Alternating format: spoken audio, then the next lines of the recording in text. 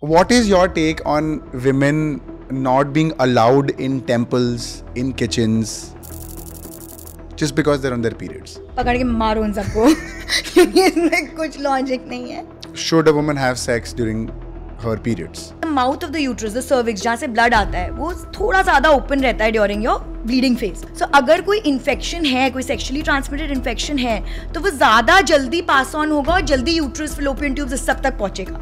Got it. So if you are having sex during your periods, please still use a condom. C-section और natural birth में primarily सबसे पहले आप natural birth को natural क्यों बोल रहे हो? Unnatural C-section में क्या है? ठीक है. औरत को जब तक दर्द ना हो, उसने मुश्किलों का सामना नहीं किया हो, तो वो औरत ही औरत कैसी?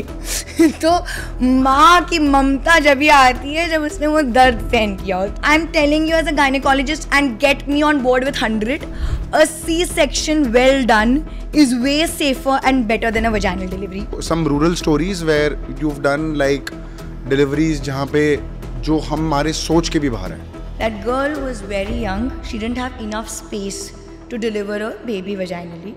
The head tore from the vagina to the rectum and was coming out from the anal hole. So the problem is not in the doctors of India. Again, I would say the problem is in the.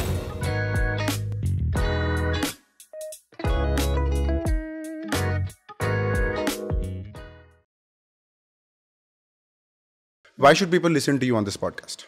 Perfect. So that's because I'm working with women's health very closely. I'm a gynecologist and a fertility expert. I also talk very openly about sex ed, which is a big taboo in the Indian society still. And I have my hospital in Mumbai, and I work actively for women's health and everything that can uplift and promote the rights of women. How long has it been since you've been working? So now in Mumbai, I've been working for 5 years, but I've been a gynecologist now for over 8 years, where I've traveled around the world, specializing in IVF, infertility, and various aspects of reproductive health. Got it. And you are from Mumbai only? No, I'm from Jabalpur. So I'm from a very small town, Jabalpur. MP. In Madhya. Yes, MP. Arey, I'm so happy you know it. I mean... नहीं बहुत सारे लोगों को नहीं पता जितनी अच्छा. मुंबई में. So yeah, I'm from Jabalpur, and then I studied in Nagpur, then Chandigarh, and now finally married in Mumbai. And in Mumbai now for 11 years. In Mumbai for 11 years. What brought you to Bombay? My husband, he saw me on Facebook.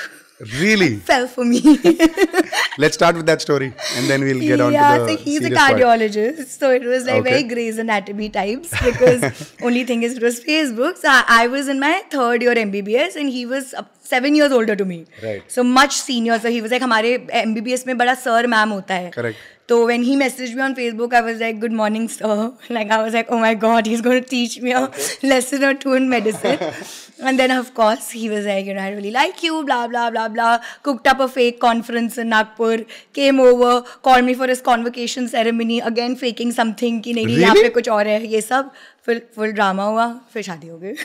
Drama क्या हुआ? मेरे को तो drama ही जानना. Drama क्योंकि मैं तो 22 years की थी ना जब when I fell in love with my now husband, and he was 7 years older to me. Correct. I didn't have a father, so my mother was obviously really protective of me. Correct. And she was like, what is wrong with you? You don't know this man. He lives in Mumbai and he's 7 years older to you. Do you even know what marriage means?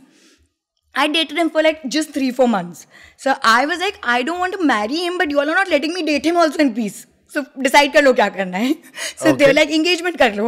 So engagement हो गई. And then उसके बाद At 22 you got engaged? Yeah, and at 23 I got married. So mine was a baal vivaha. That's the like Wow. my husband has been an active part of my education. So I was just not even an MBBS when I married him. After marriage, I finished my MBBS. I took a sabbatical for 2 years. I did modeling. So I was crowned Gladrax Mrs. India in 2015. I completely left this field. I went in, I modeled, I did all of those things. Came back, prepared for my gynecology, got through PG, was in Chandigarh for 3 years doing my post-graduation. That's where I got my college, and then came back and finally started my practice here. Wow, that's a very cool story. Yeah. So I've studied more after I got married than I'd studied before I got married. But I'm sure a doctor never stops studying, so... Yeah, but I mean, these were like those university studies where, you know, like you were in college from 9 a.m. to 9 p.m. We are still obviously updating our knowledge, both of us for that matter. But now it's a very chill scene. You go for 3 days for a conference, you update, you come back, and you're back to your hospital. Those were like hardcore college scenes. So did he use like a medical pickup line on you? No, he's a very shy person. All he said was, "I really like you." That's it. And you fell for that. No, you are much simpler in that He case. also gave me a bait of my medicine exams are still left, and he'd already finished medicine. And I said, मुझे बड़ी मुश्किल है medicine पढ़ने में, तो इसे मैं तुम्हें पढ़ाऊंगा अच्छे से. अरे क्या ही पढ़ाया. डॉक्टर तो बन गई देखो. So yeah, that was that. But like this, it was destined, so it happened. Interesting. Yeah. That sets the context of the episode. So for people watching, this episode is going to be entirely around women's health. We want to talk about periods. We want to talk about PCOS. We want to talk about sex ed. And we also want to break down the entire state of hospitals in India, both private and government. So essentially, this should be like a one-stop episode for you if you want to know about women's health, sex ed, and the state of hospitals in India. क्या चल रहा है hospitals में, both private and government? What are some labor room stories that are going on that we're not aware of? So we've gotten a gynecologist on board with us who's gonna preferably share some unfiltered candid stories with us without any filter whatsoever. So I want to start off with, do you have any particular segment in mind, or should we start with whichever works for you? All right. So I wanna first start off with, okay, let's start off with the state of hospitals in India, because I think ये ज़्यादा ज़रूरी है. And बाकी topics पे हम, as and when the podcast progresses, we'll sort of cover those topics. Perfect. I'm sure वो इन्हीं में cover हो जाएगा, but we'll see where this goes. Okay. So I want to understand from you, एक तो hospitals में क्या चल रहा है, what is happening, both from, were you working in a government hospital as well? And now you have your own private hospital. Give me the difference. So I'll talk about the time, especially post-COVID, because a lot of things have changed. Right. This was after the second wave of COVID. It was 2022, if I'm not mistaken, or 21. And I was in, I won't name the hospital, but a very reputed government hospital in Mumbai. Proper Mumbai. Navi Mumbai, you were saying. No, Navi Mumbai was later. I'll first talk about Mumbai. Okay. And in Mumbai, I was the only SR. Now, SR का क्या काम होता है? PG हो गई है. So SR होता क्या? मैं बता रही हूँ भाई. So you're the senior resident. I officially. I'll cut you. Yeah. इसको जितना base level पे discuss करना है उतना better है. Okay. हिंदी इंग्लिश mix करते हैं. चलेगा. Preferably हिंदी रखते हैं ताकि और लोगों को reach कर सके हम. ठीक है. So SR क्या होता है? जब आपकी PG खत्म हो जाती है, आपको डिग्री मिल गई है, मतलब अब आप लीगली रिस्पॉन्सिबल हो गए हो जो पेशेंट के साथ होने वाला है. आप जब तक पोस्ट ग्रेजुएशन कर रहे हो, आप हेल्प आउट करोगे, आप डिलीवरी करोगे, आप सेक्शन करोगे, पर आपके ऊपर एक कोई होता है SR AP प्रोफेसर जो लीगली रिस्पॉन्सिबल होंगे. SR पहला साल होता है जिसमें आप लीगली रिस्पॉन्सिबल होते हो. आपके पास उतना एक्सपीरियंस नहीं होता है क्योंकि अभी तो आपने पढ़ाई खत्म की है, आप जिस रेसिडेंसी से बाहर निकले हो, और आपके ऊपर सपोजिड प्रोफेसर्स एंड APs और ये सब जो सीनियर आपसे हैं वो रहते हैं. आपको ऐसी ड्यूटीज़ आइडियली 3 दिन में एक बार करनी चाहिए मैक्सिमम, वो भी मैं इंडिया के सिनेरियो के हिसाब से बोल रही हूँ, which is cruel because 1 duty means 36 hours of no sleep. Okay. 36 hours. So when I start at 9 a.m. in the morning today, I'm expected to go home at somewhere around 6 p.m. in the evening tomorrow. And all this time, what am I doing as a SR? जो मेरा line of work है. Correct. मैं minimum 150 से 200 patients की OPD देख रही हूँ.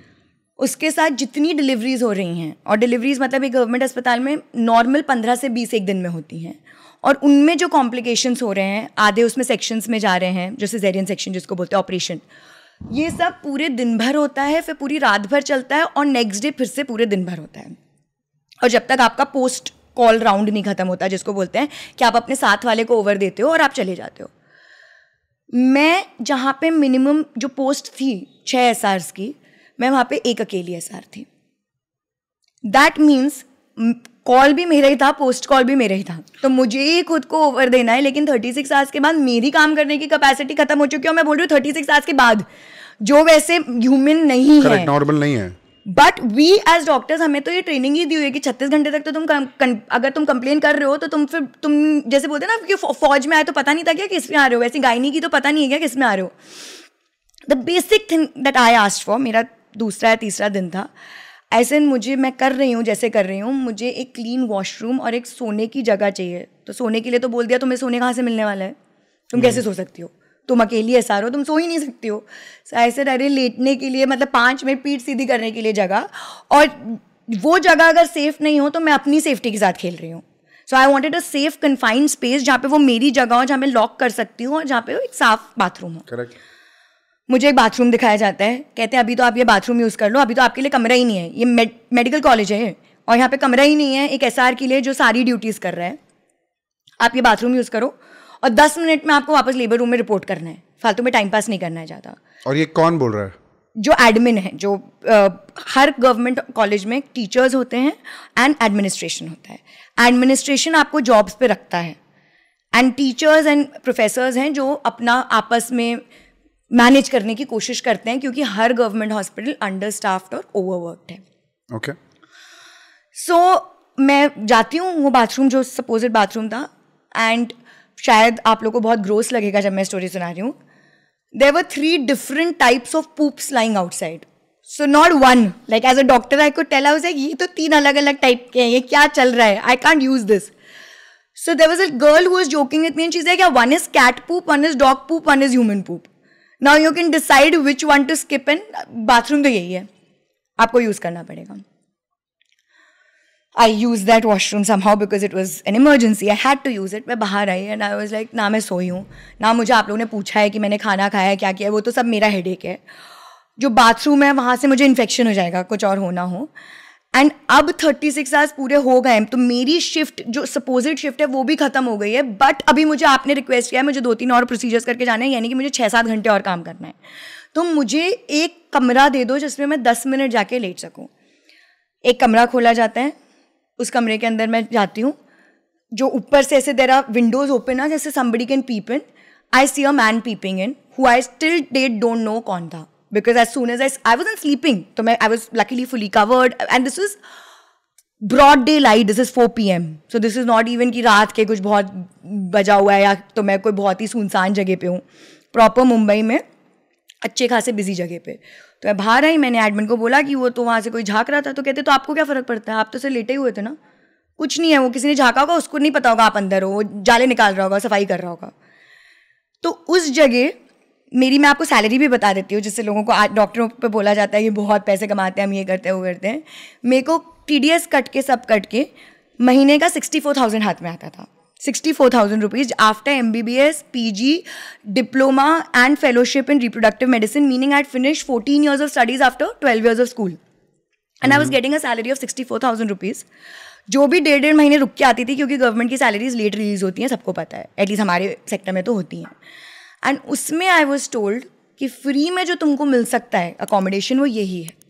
अब तुम्हारे नखरे ज़्यादा हैं, because my PG was from a private college, that also I come to. And मुझे मुंह पे बोला गया कि अरे तुम तो प्राइवेट कॉलेज के बिगड़े हुए बच्चे हो, तो तुमको अगर इससे फैंसी चीज़ चाहिए तो करो, जाओ सामने होटल है, 1500 रुपये कमरा दिन का मिलता है, उसमें लो और रहो. एंड उसमें होटल में भी जाना मुझे एक तो लीगली ऑफिशियली अलाउड नहीं था, क्योंकि मुझे तो इन कैंपस रहना है पूरी देर. And that hotel was an extremely unsafe shady hotel, where there have been times when I have gone and बाजू में बैठ के 4 आदमी दारू पी रहे हैं, but I have gone there because I wanted to use a clean washroom. And at that point I was labeled as a spoiled girl कि अरे ये तो अच्छे घर से बिलोंग करती है, इसको तो ये तो प्राइवेट कॉलेज की पढ़ी है ना, इसलिए इसको ये सब प्रॉब्लम है. गंदा पड़ा हुआ था तो बाजू में बाथरूम यूज़ कर लेती, क्या होता है, रज़ाई तान के सो जाती, कोई देख रहा है तो देख रहा है. और उस टाइम पे जो कैलकाटा में इंसिडेंट हुआ वो नहीं हुआ था. So when a girl was talking about safety in a medical college, I was labeled as a spoiled girl.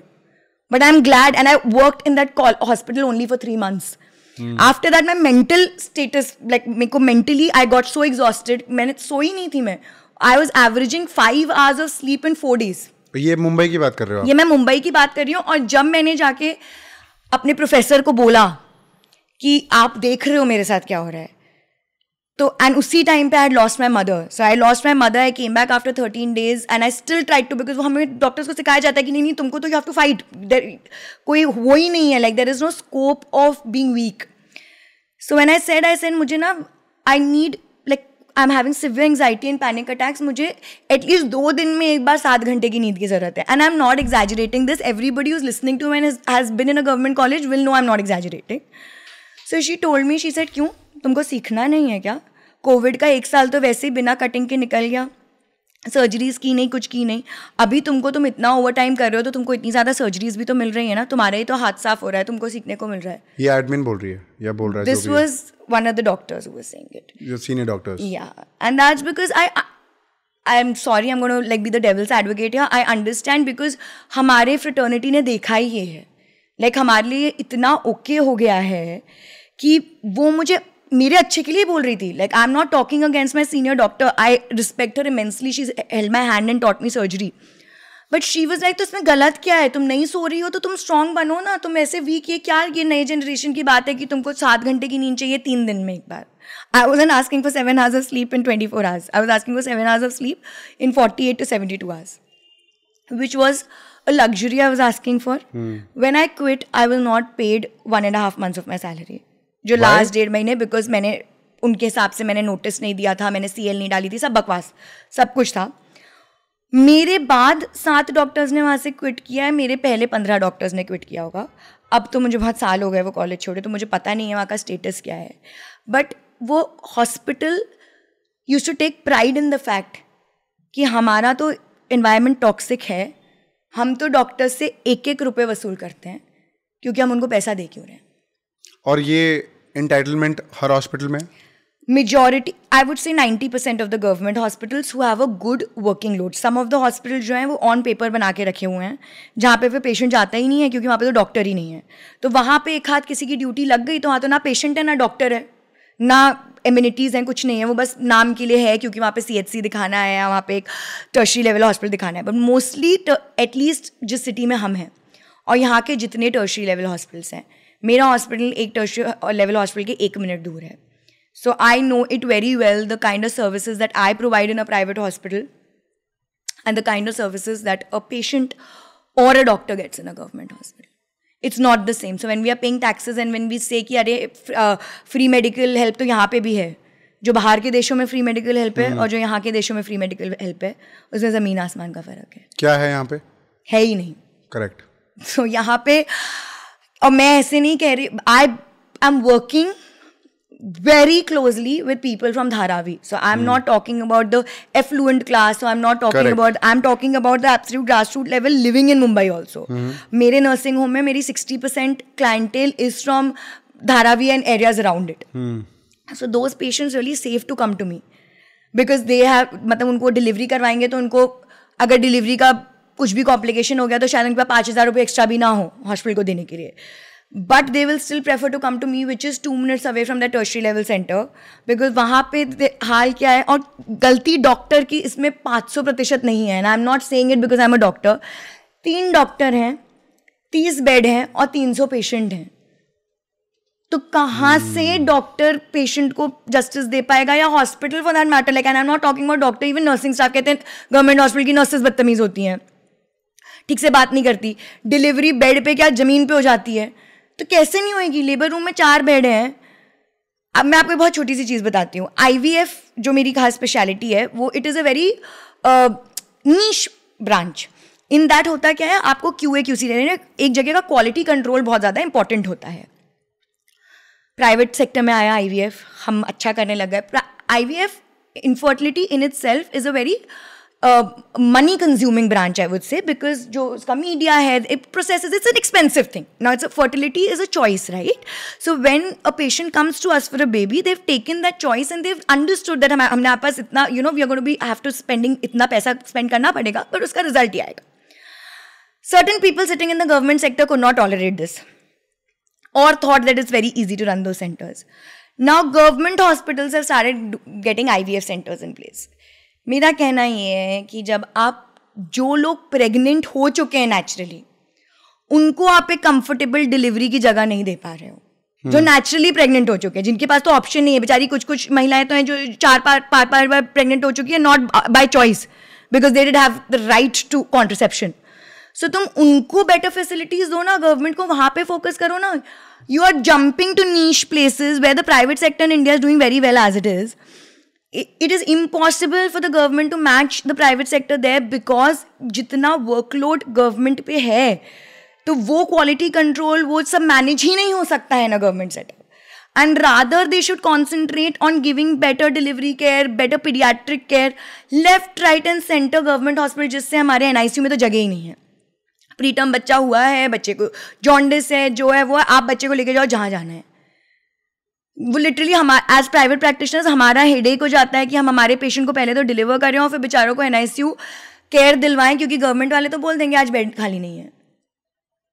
And again it is not, I am talking about the hospital because that's where I am related to. It is not the hospital's fault because they can't खुद से कैसे बिस्तर पैदा करेंगे वो. ये तो फिर गवर्नमेंट पॉलिसीज आ जाती है ना जहाँ पे फिर आप बेड्स बढ़ाओ, आप वर्कफोर्स बढ़ाओ, आप डॉक्टर्स की सैलरीज बढ़ाओ.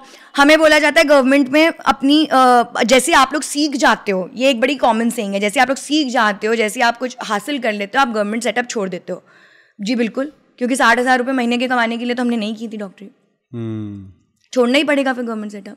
ना हमें वो देखा जा रहा है जो उन पेशेंट्स के साथ ट्रीटमेंट हो रहा है, ना हमें वो देखा जा रहा है जो हमारे साथ ट्रीटमेंट हो रहा है. तो जी बिल्कुल छोड़ा गवर्नमेंट, खुद का शुरू किया. कैसे ठीक हो पाएगा ये? Because a lot of people who can't afford private hospitals का fees, they have to go to a government hospital for because the rates are very subsidised. तो जो अफोर्ड नहीं कर पा रहा है वहाँ पे भी केयर ज़रूरी है, वहाँ पे भी चीज़ें होनी चाहिए. तो how, and I am sure this is been happening for a very long time. ये अभी की कोई 5, 6, 10 साल की बात नहीं है. आई एम श्योर ये 40, 50, 80 साल से ये आई एम श्योर ये चल रहा होगा. क्या प्रॉब्लम आ रही है when it comes to not being able to provide a good medical infrastructure for the country?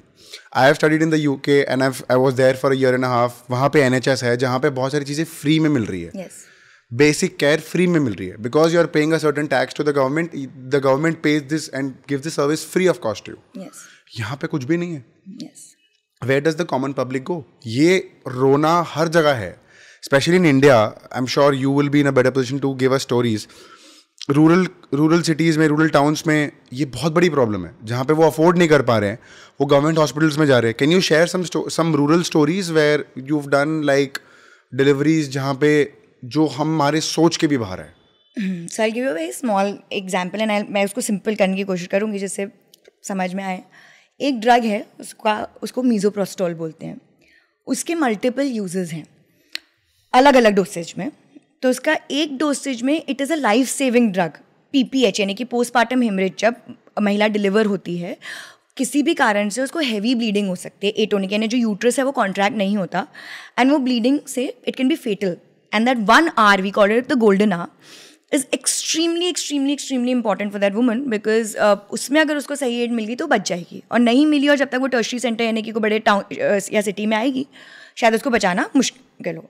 तो गवर्नमेंट ने एक बहुत अच्छी स्कीम लॉन्च की थी जहाँ पे ये मीज़ोप्रोस्टोल ड्रग आंगनवाड़ी वर्कर्स को और आशा वर्कर्स को फ्रीली अवेलेबल होने लग गई थी बिकॉज उससे PPH रुकता था. अब वही misoprostol drug in a different dosage is used for medical termination of pregnancy. ठीक है, when it's an unwanted pregnancy या तो कॉन्ट्रसेप्शन फेलियर हुआ है for whatever reason, if the woman, there are various laws in our country and when if it's abiding by that, तो जब हमको medical abortion करना होता है तो मिफेप्रिस्टोन और मीज़ोप्रोस्टोल ऐसी 2 ड्रग्स का कॉम्बिनेशन मिलता है. अब हमारी आंगनवाड़ी वर्कर्स को तो पता नहीं था, उनको तो फ्री में मिल रही थी और उनको 500 रुपये कमाने के लिए जरिया मिल रहा था. तो उनने लेफ्ट राइट एंड सेंटर ये मीज़ोप्रोस्टोल ड्रग इलीगल अबॉर्शंस करने के लिए यूज़ करने लग गए without a sonography. Now, for context, pregnancy uterus में है और सेफ है और मीज़ोप्रोस्टोल दिया तो चलो 80% ऑफ द टाइम्स कुछ भी नहीं होने वाला, वो आराम से हो जाएगा क्लीन. थोड़ी बहुत ज़्यादा ब्लीडिंग होगी बट इतना कुछ मैसिव नहीं होगा. देयर आर टाइम्स व्हेन वो प्रेगनेंसी जाके ट्यूब में बैठी रहती है जिसको एक्टोपिक प्रेगनेंसी बोलते हैं, और उसमें जब इन पेशेंट्स को मीज़ोप्रोस्टोल देते हो प्रेगनेंसी वहाँ रप्चर हो जाती है, ट्यूब फट जाती है and the patient bleeds to death. So there have been times when in the hospital where I was doing PG, जो एक रूरल जगह से बहुत पास था, we used to get young girls 16 years 17 years with an acute abdomen, यानी कि उनका पेट एकदम टाइट रहता था, BP लेस, पल्स लेस, कुछ समझ नहीं आ रहा है क्या हुआ है. सोनोग्राफी कर रहे हैं, सबका देख रहे हैं हम रप्चर्ड एक्टोपिक है, फटा हुआ है, and we just could not put our thought to ये इतने रप्चर हो कैसे रहे. And that's when we traced. तो ये तो मैं आपको एक छोटे से हमारे कॉलेज की बात बता रही हूँ कि वहाँ की जो आंगनवाड़ी वर्कर जो हमसे PPH के लिए मीज़ोप्रोस्टॉल लेके जाती थी, वो अबॉर्शन के लिए यूज़ कर रही है. तो अब यहाँ पे गवर्नमेंट ने तो एक तरह से अच्छी चीज़ करने की कोशिश की, बट प्रॉब्लम ये है the policy was good, the implementation was terrible, and that is my problem. So when you speak about NHS, there are 3 basic differences that I would say between NHS and India. One, NHS is made by the doctors, for the doctors and for the patients, right? यहाँ पे जो हमारे politicians बैठे हैं उसमें 99.99% are nowhere related to MBBS. कोई भी doctor से कुछ भी रिलेटेड, ठीक है, कुछ उनका लेना देना ही नहीं है. उनका लेना देना अलग चीज़ों से कि हम तो बस योजनाएं बनाएंगे. योजना तुमने बना दी 4 अपने एडवाइजर्स के साथ बैठ के, उस एडवाइजरी में बेचारा एक कोई डॉक्टर होगा जिसकी आपने थोड़ी बहुत बात सुन ली, उसने अपनी अकल लगा के कुछ बता दिया. तुमने एक हाफ हार्टेड योजना बना ली, अब उसका इम्प्लीमेंटेशन क्या हो रहा है, कौन कर रहा है, कैसे कर रहा है, वो चल ही नहीं रहा है कुछ. So I always say if you want to really solve the situation, and it's not going to get solved in one day, it's going to take, if we start today, maybe 10-15 years from now, it will become bearable. I'm being very honest. But अगर वो कर रहे हो तो आपको दोनों तरफ से शुरू करना है, ग्रास रूट लेवल से भी शुरू करना है, और जहाँ टॉप नॉच तुम्हारे पॉलिटिशियंस बैठे हैं तुमको वहाँ से भी शुरू करना है. Because a good solid policy has to be made, and then that policy has to be implemented well, so that the grass root level workers are forced to work without corruption. And corruption तो जब ही हटेगा जब ऊपर से हटना शुरू होगा, क्योंकि नीचे का 500 रुपये तो हमारा वैसे भी दुश्मन नहीं है उतना बड़ा, वो ऊपर का 5 करोड़ रुपये हमारा दुश्मन बन के बैठा हुआ है. सो करप्शन हैज़ टू करो भाई, तुमको whatever you want to do, I always say, but keep और थोड़ा मतलब जनता को भी उससे वो we pay taxes like other countries. I went to Oslo for a conference, and they pay 15% more taxes than the highest taxpayer in India, the average person there. And he was talking with a lot of pride to me, बोलता है हम इतना % tax पे करते हैं, ये वो बहुत. मैंने कहा तुम तो बड़े खुश हो, हम तो हमारी गवर्नमेंट को गाली देते रहते हैं हर बार जब हमारे टैक्स पे करें. ही इज लाइक व्हाई, मेरे बच्चे का एजुकेशन फ्री है, मेरा मेडिकल सब कुछ फ्री है, मेरा ये फ्री है वो फ्री है, तो ऐसे अच्छा तो कोई प्राइवेट हॉस्पिटल वगैरह तुम नहीं चाहते. He is like why will I go, इतना मेरा ये ठाड़ा ये है, यहाँ पे ऐसी सर्जरी हुई, ये हुई वो हुई. And I was talking to a very literate person. Cut to here, हम टैक्सेस पे करते हैं, उससे हमें मिलता क्या है? You tell me one aspect of a taxpayer's life where we are satisfied with, whether it's the construction right now going on, whether it's the roads, whether it's the status of the hospitals or the status of the people who are working in the hospital. So लोग बहुत बड़ी बड़ी बातें करने आ जाते हैं अपने 5-year plan में, ये योजना बनेगी, ये पॉलिसी बनेगी, ये बनेगी. जब तक आप डॉक्टर्स को पॉलिसी मेकिंग में एक्टिवली इन्वॉल्व नहीं करते एंड देन जाके देखते नहीं हो कि उसका इम्प्लीमेंटेशन डे टू डे में कैसे हो रहा है, कुछ नहीं होने वाला. ये सब पेपर में रह रही बात होगी, और वो सीपेज होते तक जिसको फ़ायदा होना चाहिए, चाहे हमारी विलेज पॉपुलेशन है या the lower socio economic status in bigger cities, उन तक कभी भी फ़ायदा नहीं पहुँचेगा. वो बेचारे इसी तरह उनको ये एहसास दिलाया जाएगा बार बार कि तुम गरीब हो, तुम्हारे पास इतना ही है तो तुम्हें ये ही मिलेगा, क्योंकि उनको तो नहीं रियलाइज़ होता कि उनके लिए बाकी कंट्री टैक्स पे कर रही है. So even if they can not earn that money, they still should get those facilities if you are talking about a developing country. This is worse than an under developed country status.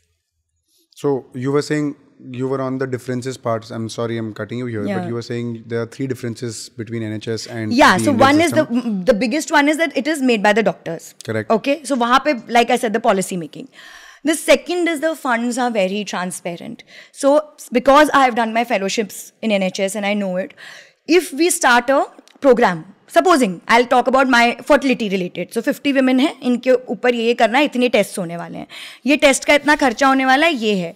हमको at the end of the day exactly उस चीज़ में कितना पैसा खर्चा हुआ वो पूरा एक मीटिंग में वाइट पेश किया जाता है. जो सेंटर हेड बैठा हुआ है वो रिपोर्ट बनाता है, और 1 रुपये भी इधर का उधर नहीं हो सकता. अब उसमें सपोजिंग से XYZ अमाउंट उसके लिए इशू हुआ था और सिर्फ X and Y he use हुआ है, तो ये नहीं है कि Z फिर गायब हो जाता है. वो Z उन लोग री इम्प्लीमेंट करते हैं फॉर अनदर पॉलिसी. मैं ये नहीं कह रही NHS किसी भी वे में परफेक्ट है, उनके अपने अलग लूप होल्स हैं, मैं बस बोल रही हूँ वहाँ से क्या सीख सकते हैं. सो जो उनकी पॉलिसीज हैं they are very open policies. A common person can go and question कि हम तो इस ट्रायल में हुए थे, हमको इतना पैसा खर्चा हुआ था, बाकी का पैसा कहाँ गया. So the government is जो ब्लैक मनी है या जो करप्शन है वो बहुत ज़्यादा ट्रांसपेरेंट, मैं नहीं कह रही वहाँ पे बिल्कुल नहीं है, होगा, बट अगर यहाँ पे 80% है तो वहाँ पे 10% होगा, and that is good enough for the common man. That is the second point that I would say. The third point is trials. एक चीज़ होती है जब आप मेडिकल फील्ड में घुसते हैं तो आपको रियलाइज़ होता है कि जो भी चीज़ आपको या एक कॉमन पर्सन को मिलती है, whether it's a drug, whether it's a medicine, whether it's a surgery, whether it's anything, वो बहुत सारे ट्रायल्स के थ्रू जाती है. Now these trials in India are really really badly आधे ज़्यादा फेक है बेसिकली टू से. तो एक मेडिसिन का ट्रायल हुआ है, उसमें 1000 की जनता दिखाई गई है, एक्चुअली 100 के ऊपर ट्रायल हुआ है और ये ट्रायल ही नहीं हुआ, ऑन पेपर ट्रायल चल रहा है. किसका पैसा लगा है, क्या हुआ है, क्या हुआ है. तो जब ये तो मैंने आपको मेडिसिन का एग्जांपल दिया, तो यही चीज़ें होती हैं ऑन पेपर पॉलिसी में. जब तुमने इम्प्लीमेंटेशन देखा ही नहीं है, वहाँ पे बाहर कैसा है, अगर तुमको एक पेपर पब्लिश करना है और तुमने अगर 100 का 99 पेशेंट भी किया और एक पेशेंट भी तुम्हारा फेक निकला, तो तुम तो क्या, तुम्हारी डिग्री भी उन लोग ले लेते हैं, because they are very very scared कि भाई नहीं हमको तो हमारा करेक्ट डेटा दिखाना है, करेक्ट ये दिखाना है. अपने आप पे क्या ऑन पेपर जब तक सब बढ़िया चल रहा है तो एक्चुअल में क्या हो रहा है, क्या फ़र्क पड़ता है. तो ये 3 चीज़ें बहुत ही I feel make the medical system in India really weak, because people who understand and are aware are not in power, and the people who are in power don't want to understand. And that is primarily the state in the country, and that has been the state in the country for a very long time now. Why do you think there is no implementation? Because it's convenient. Because when there'll be implementation, you will have to go, you will have to physically stand in villages. आप एक बात बताइए, जो bathroom मैंने use किया था, कितने politician use करेंगे वो बाथरूम? तो मैं तो रही वहाँ पे, और ये तो मैं आपको बम्बई के एक अस्पताल के बारे में बता रही हूँ. तो गांव में तो जहाँ ऐसा ही हाल रहता है, और वहाँ पे इलेक्ट्रिसिटी भी नहीं है, वहाँ पे मैं तो कह रही थी एक बिस्तर था, वहाँ पे तो बिस्तर भी नहीं है सोने के लिए, और वहाँ पे डॉक्टर को भेजा गया अपने कंफर्ट जोन से 300 किलोमीटर दूर, तो वहाँ डॉक्टर तो मजबूरन रहेगा, पॉलिटिशियन जाएगा क्या वहाँ पे? तो जो इम्प्लीमेंट कर रहे हैं, जो सरकारी ऑफिशियल्स हैं, वो वहाँ जाएंगे थोड़ी. वो तो अपने दिल्ली के उस दफ्तर से पूछ के फ़ोन करके पूछेंगे ना, चल रहा है सब अच्छे से कि नहीं. तो can they not have a team who of can course go they can and examine and inspect certain of course things? There are teams, और जब होता है तो अंडर द टेबल पैसा खिला दिया जाता है उस पर, क्योंकि देखो सब एक विशेष साइकिल में है. गवर्नमेंट को पैसा खर्च करना पड़ेगा ना, इलेक्ट्रिसिटी वहाँ पे सप्लाई करने के लिए, एसी कूलर लगाने के लिए, बिस्तर प्रोवाइड करने के लिए, डॉक्टर की सैलरी बढ़ाने के लिए. अगर अच्छे डॉक्टर आप चाहते हो, बोलते रहते हैं कि डॉक्टर आप लोग रूरल लोगों के लिए काम नहीं करते, आप नहीं करते, नहीं करते, वो नहीं करते. हमारा जो फार्मर है, हमें उससे उम्मीद नहीं है कि वो हमारे बिल्स पे करेगा. We understand, even we don't want the common man to pay. If you know, if it's something like IVF, it's something like an angioplasty, if it's something like a dialysis जिसमें पैसे ज़्यादा लगते हैं, हम भी नहीं चाहते वो कॉमन मैन दे. हमें भी पता है उसकी स्थिति क्या है, पर कोई तो देगा ना हमारे पैसे भी, तो वो गवर्नमेंट को देने पड़ेंगे. तो अगर तुम अच्छी चीज़ें प्रोवाइड करने लग जाओगे तो तुमको पैसे खर्चे करने पड़ेंगे उस चीज़ के लिए. तो क्यों कर, ऑन पेपर सब कुछ है.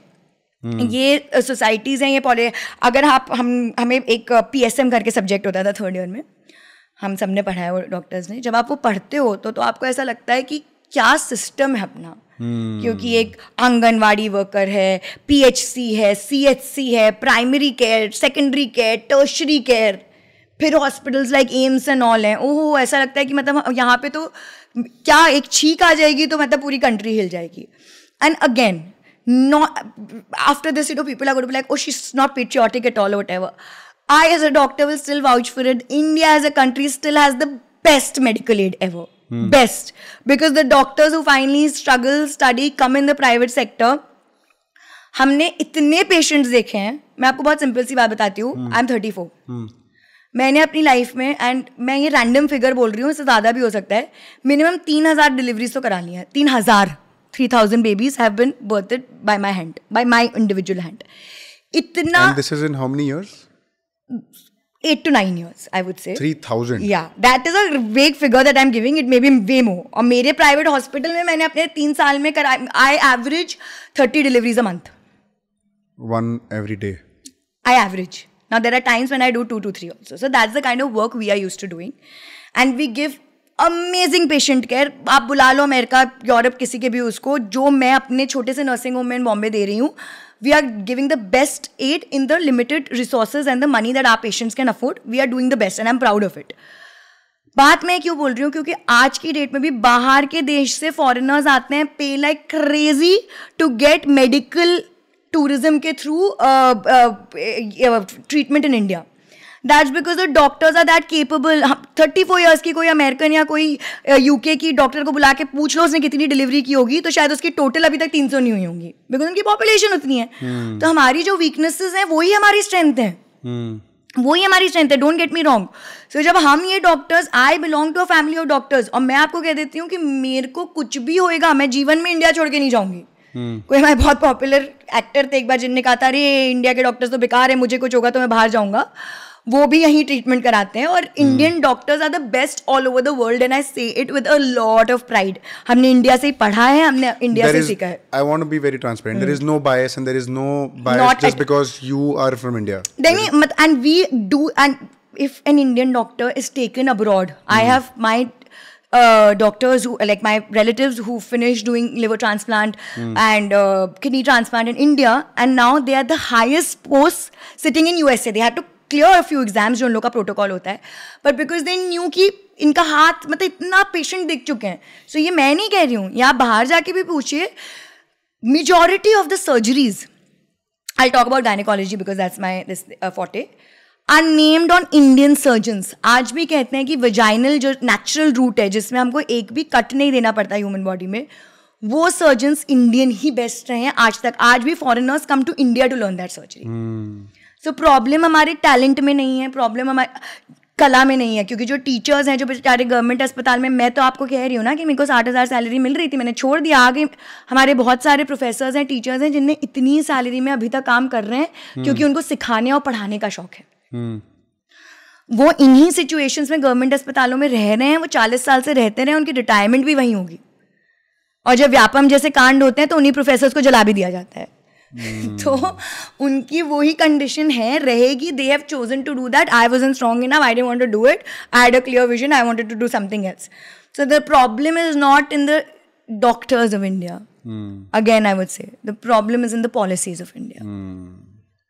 Can you share some instance from your labor room, especially the rural side?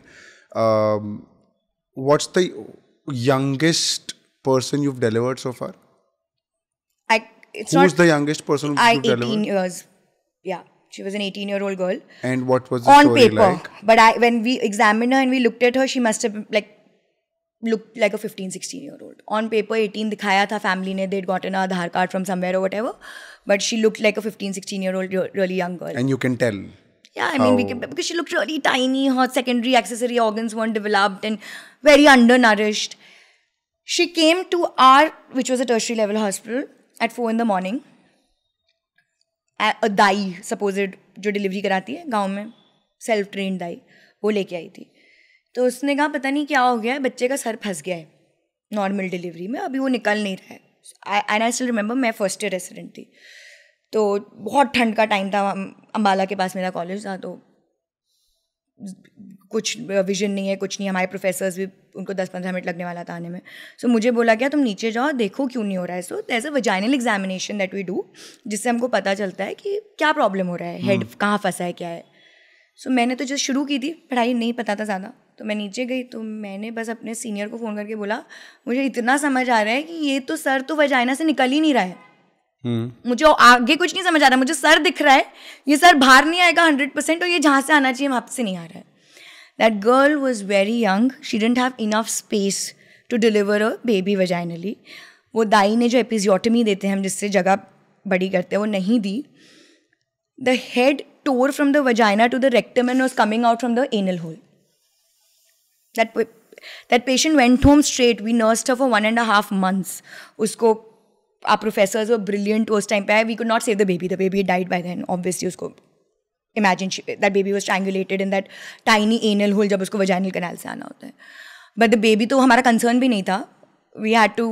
She was in sepsis. उसको 1.5 से 2 महीने हमको रखना पड़ा. And हमारे colleges को, आई एम प्राउड टू से I am from a private college, क्योंकि ये भी एक बहुत बड़ा स्टिग्मा होता है. मैंने नीट पास करके बाय मेरिट में प्राइवेट कॉलेज में गई थी, पर प्राइवेट कॉलेज में भी गवर्नमेंट के फंड्स नहीं हैं उतने. तो गवर्नमेंट ने हमसे अब वो जो भी उनका अंदर का होगा, फ्री डिलीवरीज का राइट छीन लिया था. तो 10-15 हज़ार रुपये हमारे यहाँ भी डिलीवरी के लग जाते थे, और फिर ऐसा कुछ कॉम्प्लिकेशन हो गया तो फिर हर रोज़ की दवाइयाँ अलग। तो वो पेशेंट के पास पैसे नहीं थे। हमारे डिपार्टमेंट ने from first year to professor we use to go every single day कि आज भी वो ठीक नहीं हुई है, जिसको जितना पैसा देना है, कोई 100 डालता था उसमें, कोई 500 डालता था, कोई 1000 डालता था। हम डॉक्टर्स इंटर्न भी डाल रहे हैं, MBBS के बच्चे भी डाल रहे हैं। ऐसे वो बच्ची को हमने 1.5 से 2 महीने किया, and then she went home fine, and that you couldn't save the baby. and the baby was a boy child.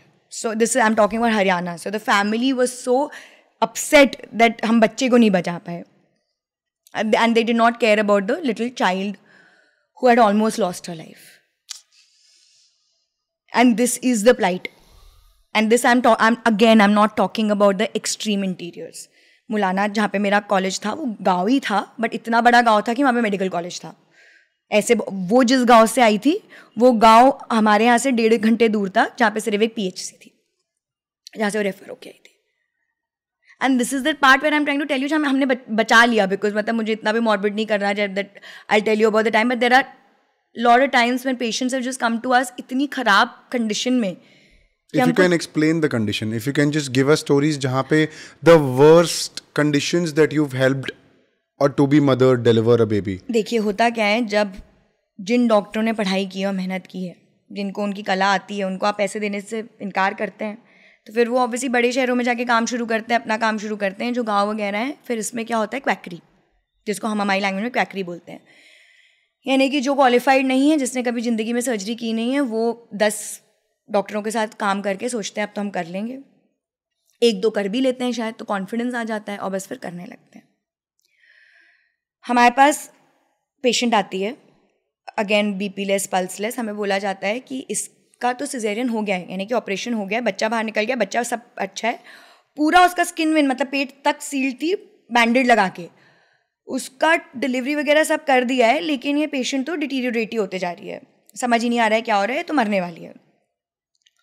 उसका सोनोग्राफी किया, उसका इतना अंदर ब्लीडिंग हो रहा था कि ना हमको यूट्रस इंटेस्टाइन कुछ समझ ही नहीं आ रहा है, क्योंकि हमको सिर्फ ब्लड क्लॉट पे ब्लड क्लॉट दिख रहे हैं।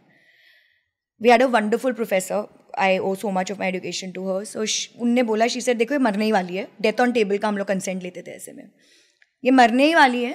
बट वो एक डॉक्टर थी जिसका ये 3 से 4 हमारे पास ख़राब केसेस बैक टू बैक 3 दिन में आए थे, एंड शी सेड मेरे को ना इसको अभी इसका ये बंद करना है, so I am going to take her inside, जिससे हम लोग इसको ओपन अप करके एटलीस्ट पता हमको चले कि क्या होगा, ये बच तो सकती नहीं है patient, we almost lost.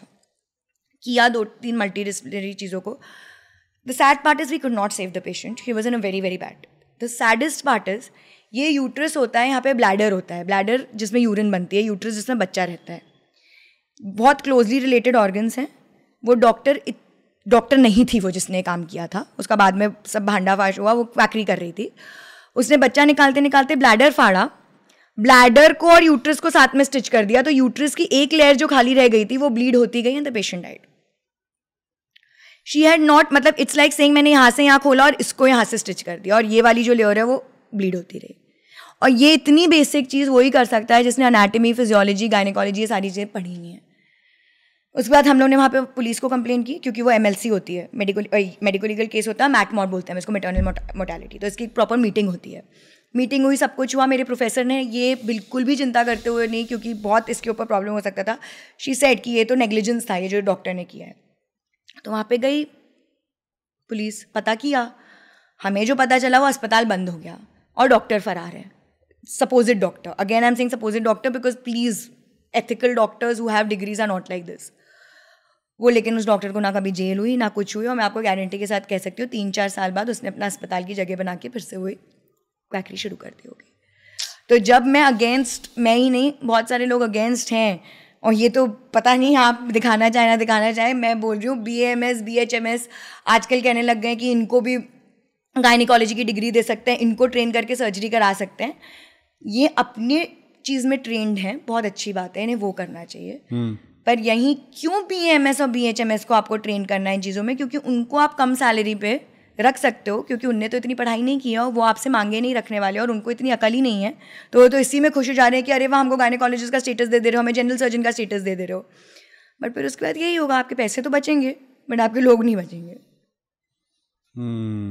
So 30 bed जो आपने कहा in terms of government hospitals कि 30 बेड है, 300 पेशेंट्स है और 3 डॉक्टर है, तो मतलब मेरे को तो like I am unable to visualize कि किस किस स्टेट में डिलीवरीज होती होंगी. किस किस स्टेट में डिलीवरी होती है? डिलीवरी सब कराते हैं इंक्लूडिंग द रिलेटिव्स. गवर्नमेंट अस्पताल में डिलीवरी हर कहीं होती है और खुद होती है. एक बिस्तर के ऊपर होती है, एक बिस्तर के नीचे होती है, एक स्ट्रेचर पे होती है, एक लकी वाली ओटी टेबल में पहुंच चुकी होती है, 2-3 तो गांव से आते आते रास्ते में हो जाती हैं एम्बुलेंस में या जहाँ पे भी डिलीवर हो रही हैं, और यही चलता है. तो इसलिए स्पेशली मैं अपने फील्ड के बारे में बात करूंगी mainly. Obstetrics is something like you said, लोगों के पास पैसा नहीं भी है तो भी पैसा, और इसमें कभी कभी डॉक्टर भी इतने फ्रस्ट्रेटेड हो जाते हैं. वो बेचारे ये पेशेंट जिनके पास पैसे नहीं हैं, मैंने देखा है, मैंने शायद बोला भी हो किसी को कभी, गवर्नमेंट अस्पताल में सुबह 4 बजे पेशेंट आ रहा है, 5 बच्चे उसके हो चुके हैं, ये छठा है, अब वो हमें बोल रहा है नहीं अभी हमारी डिलीवरी कराओ. गुस्से में डॉक्टर के मुंह से निकल जाता है, अरे तुम्हारे पास पैसा नहीं है तो बच्चे क्यों कर रहे हो? We also human beings are fed up of it, right? But this is again education नहीं है. और ये गांव की बात कर रहे हो आप कि yes. 5 बच्चे हैं, छठे बच्चे के लिए मैं गांव की बात नहीं कर रही, धारावी तो यही है. अच्छा, धारावी की बात कर रहे हो आप. अच्छा, मैं तो गांव पे तो और ही मतलब 8-8, 9-9 तक भी जाते हैं. और गांव के आपने देखे हैं ये? यस, मैंने कराई है डिलीवरीज. द ग्रैंड मल्टीपैराज इनको बोलते हैं. The maximum I have delivered is I think 9th बच्चा था उसका.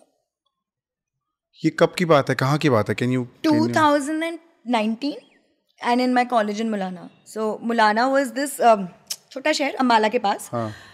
तो गांव से ही आई थी लेडी, एंड हाँ मतलब उसका बहुत नॉर्मल सी बात थी. शी वाज लाइक ऊपर वाले की देन है, तो जब तक होता रहेगा हम कराते रहेंगे.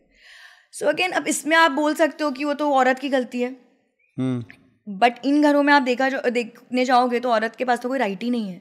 She doesn't have the right to say whether she wants to have a child or not, whether she wants to have sex with the husband or not. वो तो हस्बैंड दारू पी के घर आता है, उसको जो करने की इच्छा होती है वो करता है, वो बोल देता है ऊपर वाले की देन है. सो अब इसमें हम क्या करें? फिर हम हाथ पे हाथ धर के बैठ जाते हैं, क्योंकि अब तो यहाँ पे रिलीजन भी आ गया है, यहाँ पे सब कुछ आ गया है, तो अब तो हम कुछ कर ही नहीं सकते. सो यहाँ पे then at a very grassroots level education comes in. But you are never in a position to say no, right? Like you cannot. In a government hospital or a private, in a medical college you cannot say no. In a private sector I can say no. I have full right in my nursing home to decide which patient I want to take or not. 100%. And right. Is there any criteria? No. The criteria is 100% me. So if I feel like the patient is not fit for my nursing home because I don't have an ICU, I don't have a blood bank, I as a responsible doctor have to decide how much can I handle and how much I cannot. And then the patient has to respect that. So अभी private में कैसा होता है, हमने तो रख लिए भाई सिक्योरिटी गार्ड वगैरह, हम ही उनके पैसे दे रहे हैं, सब हम ही कर रहे हैं, तो हम अपनी सेफ्टी के लिए करते हैं जो हमें करना होता है. बट गवर्नमेंट में तो नहीं होता ना. तो जब हम What are some of the common things you've heard, or rather the weirdest things you've heard inside and outside the labor room? And if you can just break that down for our audience. Do you know why have I almost been beaten once outside the labor room myself? Please share the story. Is because उनको बाहर किसी ने बताया था कि इस औरत को लड़का होने वाला है और लड़की हुई थी. सो बाहर आके उसकी वो जो भी 3री 4थी बच्ची जो भी थी, तो हम लोग को जेंडर दिखाना पड़ता है अगेन, क्योंकि हमें हमारी ज़िंदगी के लिए डर रहता है. तो एक ये बड़ा रूल है कि एज सून एज डिलीवरी होती है हम बाहर आके दिखाते हैं और रिलेटिव से बुलवाते हैं कि ये क्या है. तो गवर्नमेंट हॉस्पिटल में जैसे कि मैंने कहा 3-4 डिलीवरीज एक साथ चल रही होती हैं, तो अंदर कोई और भी पेशेंट लेबरिंग था, उनका तो अभी तक बच्चा बाहर भी नहीं आया था.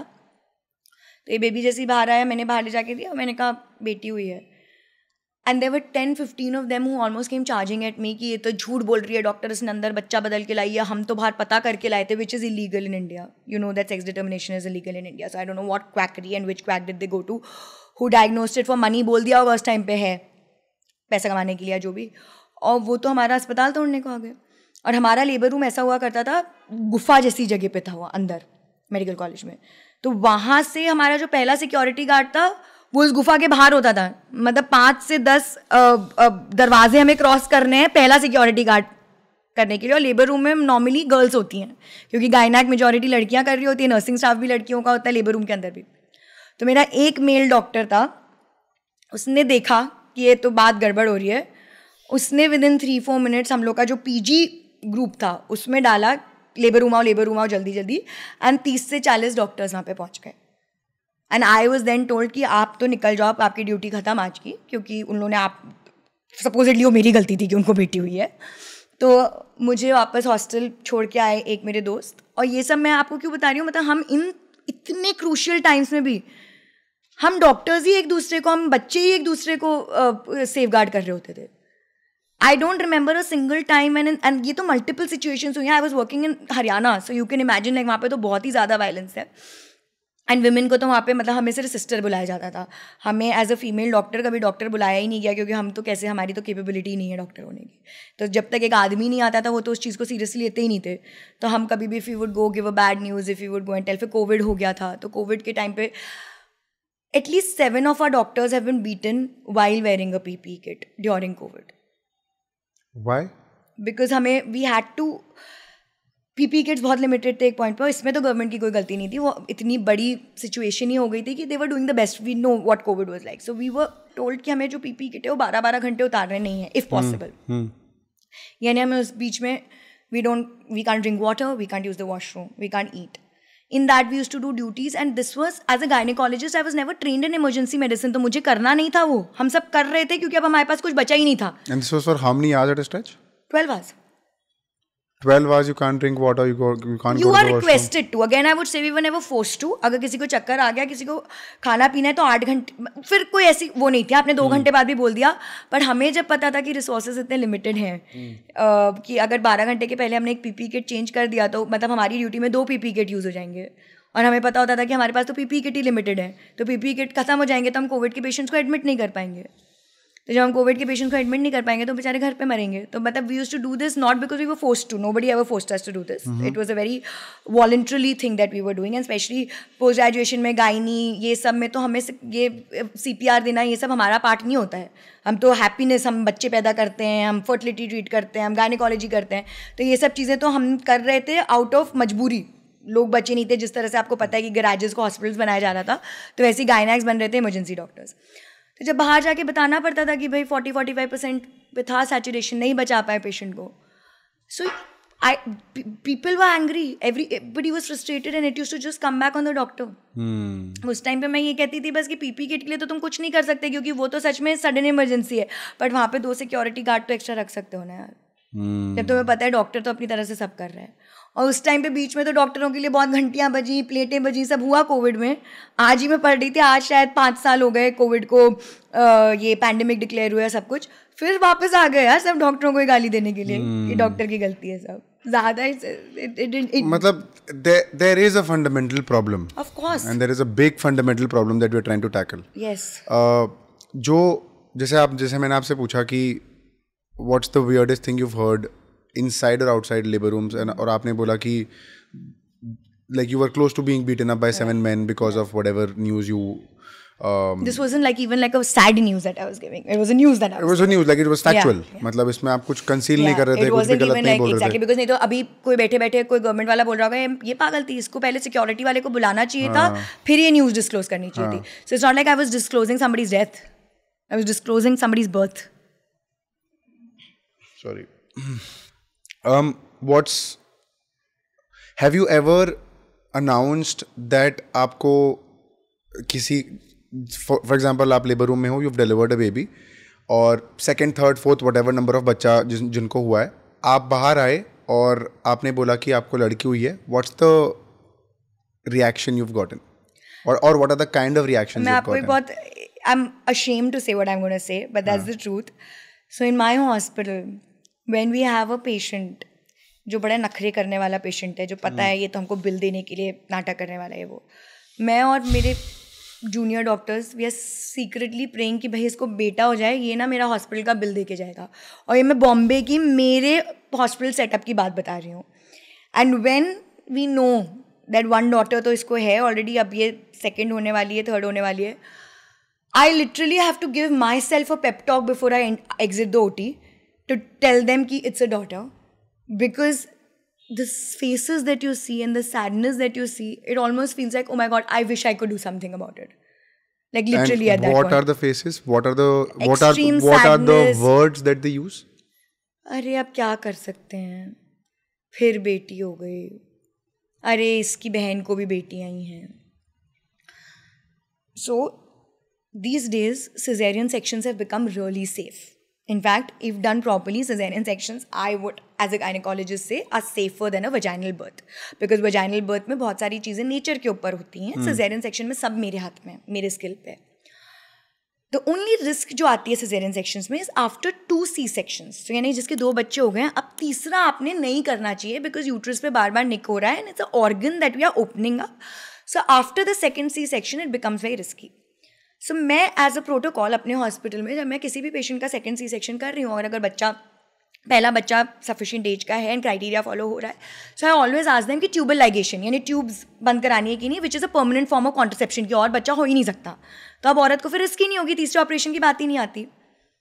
80% of the patients who sign up for a TL tubal ligation with me in a private sector, I am saying, change their mind after if they have a second daughter.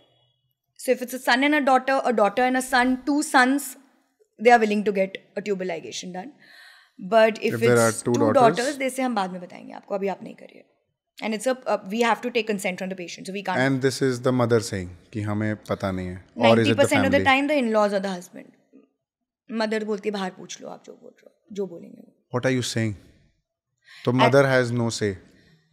Mother has no say. मतलब उनको आपको एक चीज पता है. I want to ask you this: who is responsible when a female happens? Is it the male or the female? It's the male. Male, right? Correct. But this is not something that most of the people know. So अभी भी लोगों को ये लगता है कि औरत की गलती है जब बेटी हुई है. XX and XY chromosomes. It's as simple as that. Correct. मैं class 8 biology में पढ़ा था. So when it comes to, okay, let's put it very simply. The basic is that the male is responsible for the gender of the child. It's as simple as that. Correct. Now, अगर आपको पता चल गया कि बच्ची हुई है and you are saying and you are asking the female कि आपको TL करवाना है कि नहीं करवाना है, what is it that do you even ask I'm sure you ask the patient. So the patient बोलती ही नहीं है कि मेरा say है. And the saddest part is we need signatures of both male and female. That is the government rule. You can't do it. So she has to sign. Even if even if she says yes and the husband says no, I have to follow no. There have to be 2 yeses for me to be able to do the jubilation. That's the either yes no कोई भी बोले, you need to both yeses to sort of. Correct. और होता क्या वो बोलते हैं नहीं इसके बाद नहीं हम तो जी कॉपर्टी डलवा लेंगे, हम तो नहीं करेंगे, हम तो 3 साल का गैप रखेंगे, हम 4 साल का गैप रखेंगे. बट जिन घरों में बेटे की इतनी वो रहती है तो साल 2 साल में दे कम बैक अगेन एंड दो ज़्यादा देन केसेस, और उस वजह से सिजेरियन सेक्शन बदनाम होता है. As a gynaec if you had to sort of go out there and tell people that यार ये क्यों करवा रहे हो, और if you had to say one thing to all these people who are like अरे यार अब तो और बेटी हो गई, फिर से बेटी होगी, if there's one thing that you had to say, what would it be? जिस डॉक्टर के पास तुम आ रहे हो ना है बोल के वो बेटी है, मैं हमेशा यही बोलती हूँ. मैंने कहा जो तुमको ये डिलीवरी करके दे रही है, जिसको तुम इतना इंपॉर्टेंस दे रहे हो अपनी लाइफ में, क्योंकि आई एम श्योर यहाँ पे बहुत सारे मेल गायनेकोलॉजिस्ट भी होंगे जिसके पास भी आप जा सकते हो, बट जिस भी वजह से आपको मेरे ऊपर ट्रस्ट आया है, बट फंडामेंटली प्राइमरीली मैं पहले एक लड़की हूँ. और मैं मेरे घर में 2 भाइयों के बाद एक बेटी थी. मेरी माँ की लड़ाई उल्टी थी, उनको बेटी चाहिए थी. तो उनने मुझे सबसे ज़्यादा पढ़ाया, उनने मेरी पढ़ाई के लिए सबसे ज़्यादा मेहनत की, यहाँ तक कि मेरे भाई बोलते हैं कि हमारे साथ अत्याचार हुआ था, मैं घर में तुम्हारे साथ नहीं. सो आई ऑलवेज टेल देम बेटी है, इतना ज़्यादा कॉस्ट ऑफ लिविंग एक्सपेंसिव हो चुका है, एजुकेशन एक्सपेंसिव हो चुकी है, तुम 2-3 बच्चे करके तुम्हारे पास पैसे नहीं है, तुम उनको बड़ा कहाँ से करने वाले हो यार. एक बेटी भी अगर है उसको अच्छे से एजुकेट करो, उसको पढ़ाओ, तुमको ज़िंदगी भर. And I'm sorry, I'll sound feminist here, but daughters are extremely grateful when it comes to their parents. So if you make a daughter capable, she's never going to abandon you.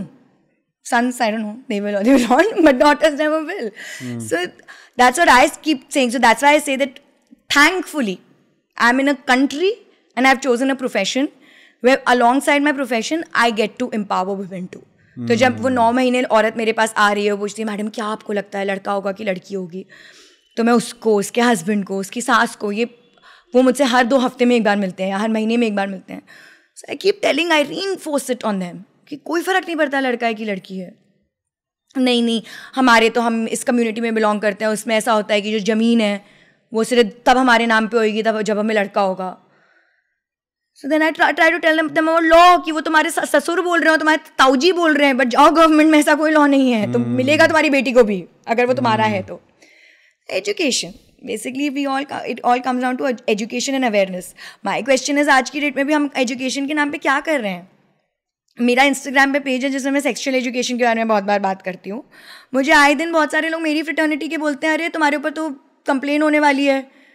ये निकाल दो तुमने, अरे तुमने कैसे इसके बारे में बात कर दी, तुमने वर्जिनिटी के बारे में कैसे बात कर दी, तुमने कॉन्डम्स के बारे में ओपनली कैसे बात कर दी, तुमने मल्टीपल पार्टनर्स के बारे में कैसे बात कर दी. क्योंकि सेक्सुअल एजुकेशन को तो आज तक टैबू माना जाता है. कौन से स्कूल में सेक्सुअल एजुकेशन पढ़ाई जाती है? ये सारी चीज़ें आप पढ़ा ही नहीं रहे हो. आपने पढ़ाई की और मैंने पढ़ाई की, इसलिए you were like what a dumb question, like x and xy is so obvious. But 90% of... No, absolutely understand. You know what I mean? We come from a certain privileged section where we've been privy to such education. And मतलब तुम जब तक ये चीज़ें grass root level पे नहीं पढ़ाओगे, जो बहुत ईजी है. अभी भी मेरे को ना बहुत सारी जगहों पे, थोड़ा ऑफ ट्रैक हो गया, आई एम टेलिंग यू, ये बुलाया जाता है मेंस्ट्रुअल हेल्थ के बारे में पढ़ाने या कुछ. तो एक ही क्लास के बच्चे, पर बॉयज़ को अलग बिठाया जाता है और गर्ल्स को अलग. और फिर मुझे बोला जाता है कि आपने 10 मिनट लड़कियों का लेक्चर लेना है, 10 मिनट लड़कों का. एंड आई एम लाइक, ये क्या बात है? मतलब मैं एक लड़की हूँ, सबसे पहले दोनों का ले रही हूँ, वो क्लास में एक साथ ही रहने वाले हैं. अगर लड़की को मुझे समझाना है कि पीरियड क्या होने वाला है, तो लड़के को भी तो ये समझाना है कि जब तुम्हारी फ्रेंड को बाजू में बैठ के अगर उसको ब्लीडिंग होती है तो तुमको क्या करना है या कैसे रिएक्ट करना है. तो मैं अलग अलग समझाऊँ, उससे अच्छा बेटर नहीं है आजू बाजू बैठ के समझाऊँ, जिससे ये इतना बड़ा टैबू ही ब्रेक हुए. तो ये इतना एजुकेशन सिस्टम है अभी तक फ्लॉड है, और ये बहुत बेसिक चीज़ें हैं जो मैं आपको बोल रही हूँ. तो आप बोलोगे यार पीरियड के बारे में समझाना और लड़की ना होना कहाँ से रिलेटेड है, बट है. बिकॉज वही लड़का फिर बड़े होकर लड़की को कमजोर समझता है. समझ रहा हूँ मैं. It's, I mean, as a privileged person in the society who has thankfully not been to a hospital a lot of times, when I understand and when I hear stories, and my profession enables me to talk to a lot of people and get to know stories, and that's how I am privy to so much information. Correct. That I am just baffled at the information that comes to me.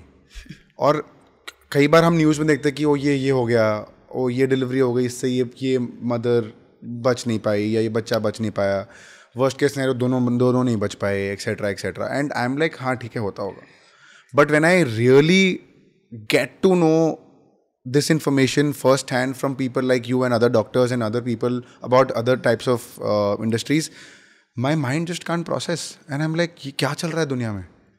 And I'll just tell you, दुनिया छोड़ो, India में, India मेरे को तो दुनिया at large तो बहुत बड़ा प्रॉब्लम हम डिस्कस कर रहे हैं. हमारे देश में क्या चल रहा है? And I tell you flip side of it. But मैं एज अ डॉक्टर आपको बताती हूँ, जो हम ना बाहर के देशों को बहुत ग्रेट समझते हैं, ये भी मैं आपको बताती हूँ. क्यों हमने NHS की बात किया, मैं आपको US की बात बताती हूँ. अभी पिछले साल I as a gynaecologist had gone for a conference and I was in New Orleans. I started getting a fever spike. And उस टाइम पे इंडिया में dengue was at rise. So and I had not gotten my, I also was on certain medication जिससे मेरा WBC count could have been less. Meaning to say मुझे infection अगर होता तो मैं बहुत जल्दी बहुत सीरियस हो सकती थी, और मैं अकेली थी. I was travelling for work. जब मुझे 104 फीवर हुआ, हमारे देश में जब हमें 104 फीवर होता है, अगर रात के 2 बजे भी हों, we can literally choose which hospital we want to go to, and a blood test and a blood workup will come in like 30 minutes flat. Yes, you'll have to pay money. You'll have to go to a private hospital, but you're going to get that even at 4 in the morning. This was at 7:30 in the evening. I go to the biggest hospital in New Orleans and I tell them I'm a doctor. This is my certification. I'm traveling for work. I'm here for a conference. I just want my CBC. CBC का 5 minute लगता है. Computerised blood test होता है. ऐसे मेरे को ये करना है. मेरे पास इंश्योरेंस भी है, तो तुमको आउट ऑफ, मतलब I am not even coming in your normal वो, मेरे को कर दो CBC जितना भी हो. तो बोलती है एक CBC तो तुमको $3-4 लग जाएंगे. ऐसे आई डोंट केयर, मेरा $10,000 का मेडिक्लेम है, तो लगा दो $3-4 मुझे सिर्फ CBC करना है, पता करना है, यहाँ रुकूंगी, जाऊँ अपने देश वापस. क्योंकि अगर कुछ सीरियस है तो मैं जा रही हूँ नेक्स्ट फ्लाइट लेके अपने देश वापस. She told me it will take me 16 hours to even be eligible for a blood test and 2 days from there to get the blood test report. So I said, is there any via media out? तुम्हारा private sector क्या है भाई? So उसने मुझे बोला अभी तो सब बंद हो चुका है. कोई 3-4 बज रहे थे दोपहर के. उन्होंने कहा अभी तो सब बंद हो गया है. अब जो खुलेगा वो सुबह 9 बजे खुलेगा, एक प्राइवेट क्लिनिक, वहाँ पे जाके आप CBC दे दीजिएगा. तो मैं गई, मैंने CBC दिया, $70-80 कुछ दिए उनने. मैंने कहा रुकी हूँ मैं, अब रिपोर्ट बता दो कि अगली फ्लाइट लेके जाऊँ. बोलते हैं अभी तो फ्राइडे है, now you will get the report on Monday morning. क्योंकि हमारी तो यहाँ से स्टेट में जाती है, करती है. और मैं आपको बता रही हूँ, मेरे छोटे से नर्सिंग होम में मैं CBC की रिपोर्ट 10 मिनट में जनरेट करती हूँ. So in India if you can afford even basic private care, or for that matter, even the government hospitals, the parts which are good, they are 500 times better than any foreign land. It's just that कि population बहुत ज़्यादा है और लोग बहुत ज़्यादा हैं, that's it. I genuinely, एक तो I'm very grateful that this is being possible. This conversation I'm able to have with you firsthand because we've never had a gynac on the show before. Okay. So firstly, it's a privilege to have you on board and discuss so many things. Secondly, that this openly. Because a lot of times when we have guests on board, they're like, Deepak, हम नहीं बात कर सकते इतना openly because of so and so reasons. Plus, there could be repercussions. अब पता नहीं मेरे साथ क्या होगा. Ideally, कुछ नहीं होना चाहिए. But whatever I've said is the facts. We'll sort of take care of that. That should not be a problem. Is there any serious story, any specific incident that comes to mind? And this is probably the last topic, and then we want to cover basics of periods, and also I want to cover a little about PCOS. So, is there any serious incident or instance that comes to mind from the labor room? Like you mentioned, delivery bed के नीचे भी हुई है. Bed के नीचे delivery कैसे होती है? क्योंकि पेशेंट ही इतने ज्यादा है ना, तो बेड ही नहीं है. कितने लोग हैं उस लेबर रूम में? कितने लोग हैं? हमारा एवरेज ड्यूटी होती थी, जो मैं आपको बॉम्बे के गवर्नमेंट अस्पताल की बात बता रही हूँ, अगर हमारे 30 to 40 बेड्स हैं तो वो तो मतलब भरे ही होते थे. बाहर भी वेटिंग में पेशेंट बैठे हैं, कैजुअलिटी में भी पेशेंट हैं, फोन आए जा रहे हैं, पेशेंट हैं, हम कह रहे हैं बेड ही नहीं है, तो क्या करोगे? तो जब बेड नहीं है, पेशेंट पहुंच गए ये लेबर रूम, इसमें किसी की गलती नहीं है. बेड ही नहीं है, ना नर्स कुछ कर सकती ना डॉक्टर. हम 3 डॉक्टर 50 हाथ भी पैदा कर ले तो भी कुछ नहीं कर सकते. तो वो लेट जाते हैं वहीं पे डिलीवरी हो जाती है बहुत बार. फिर हमको बुलाया जाता है कि डिलीवरी होगी, जल्दी आइए, फिर इनकी जल्दी आप फिनिश करो, स्टिचेस लगाओ, ये करो वो करो. दैट्स व्हाट आई मीन जब बेड के नीचे भी डिलीवरी होती है. There's a lot of information to sort of process because I'm sure for you it's a daily job.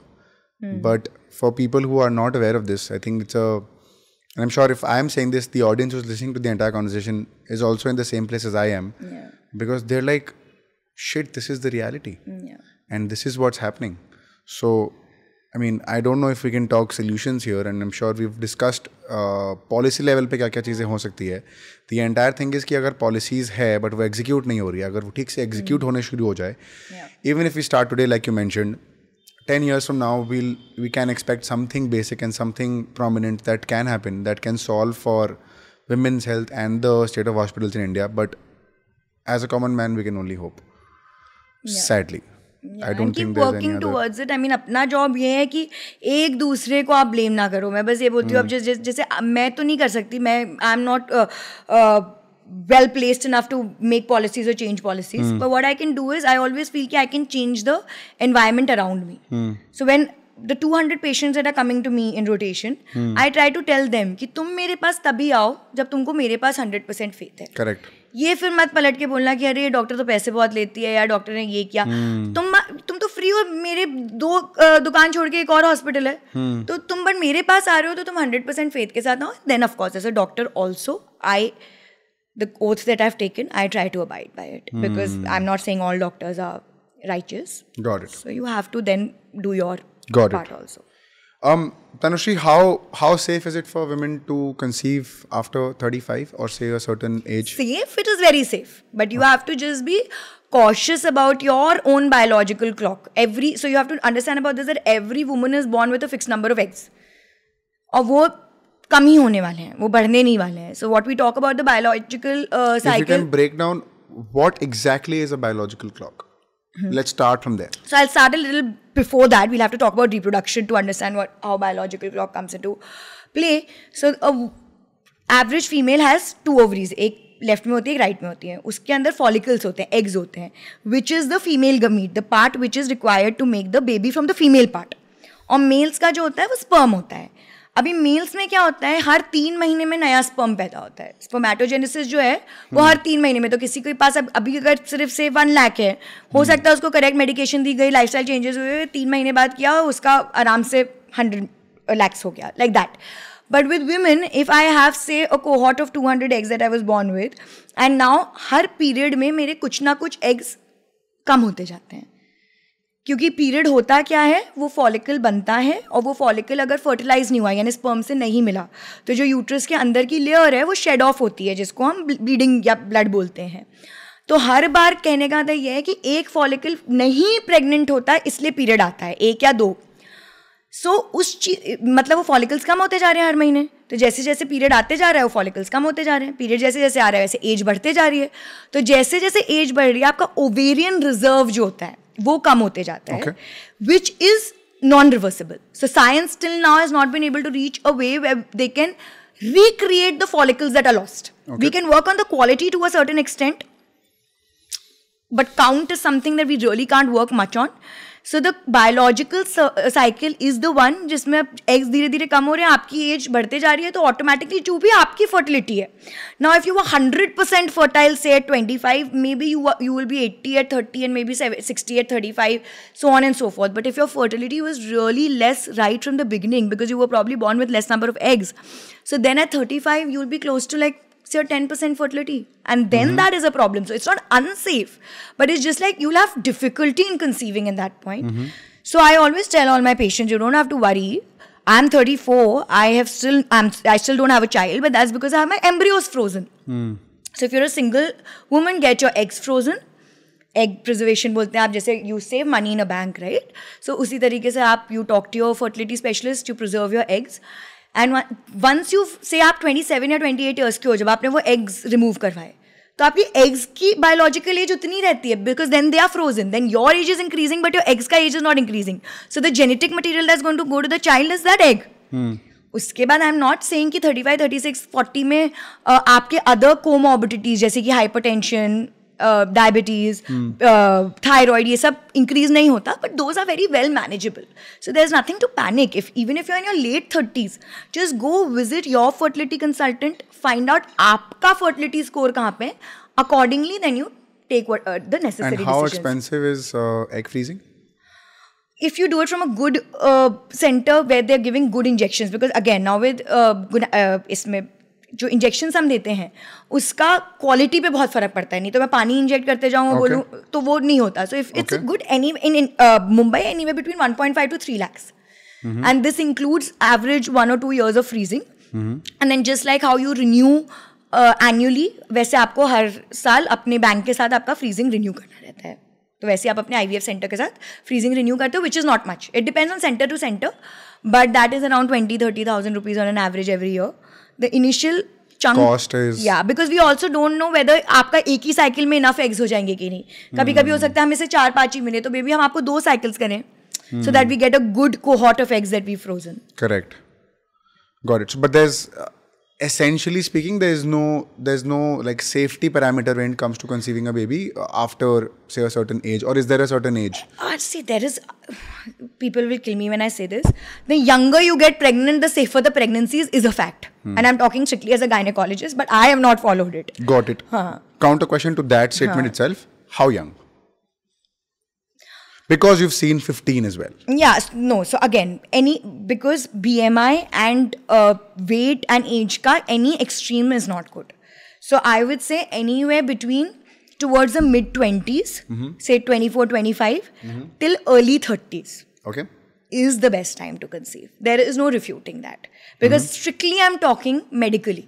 क्योंकि उस टाइम पे egg quality best रहती है, उस टाइम पे आपके comorbidities कम रहते हैं.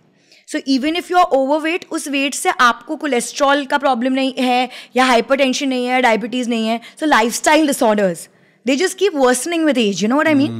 So as long as if you're fit, you're working out every day, your BMI is good, all your parameters are fine, you have a baby at 37, it's fine. So it's every person. आप मेरे सामने patient को लाके बैठाओ, फिर मैं बताऊंगी उसके लिए कौन सी एज सही है. Got it. Counter question to that, I mean follow up question to that as well. Have patients or patients' families come to you who have existing kids?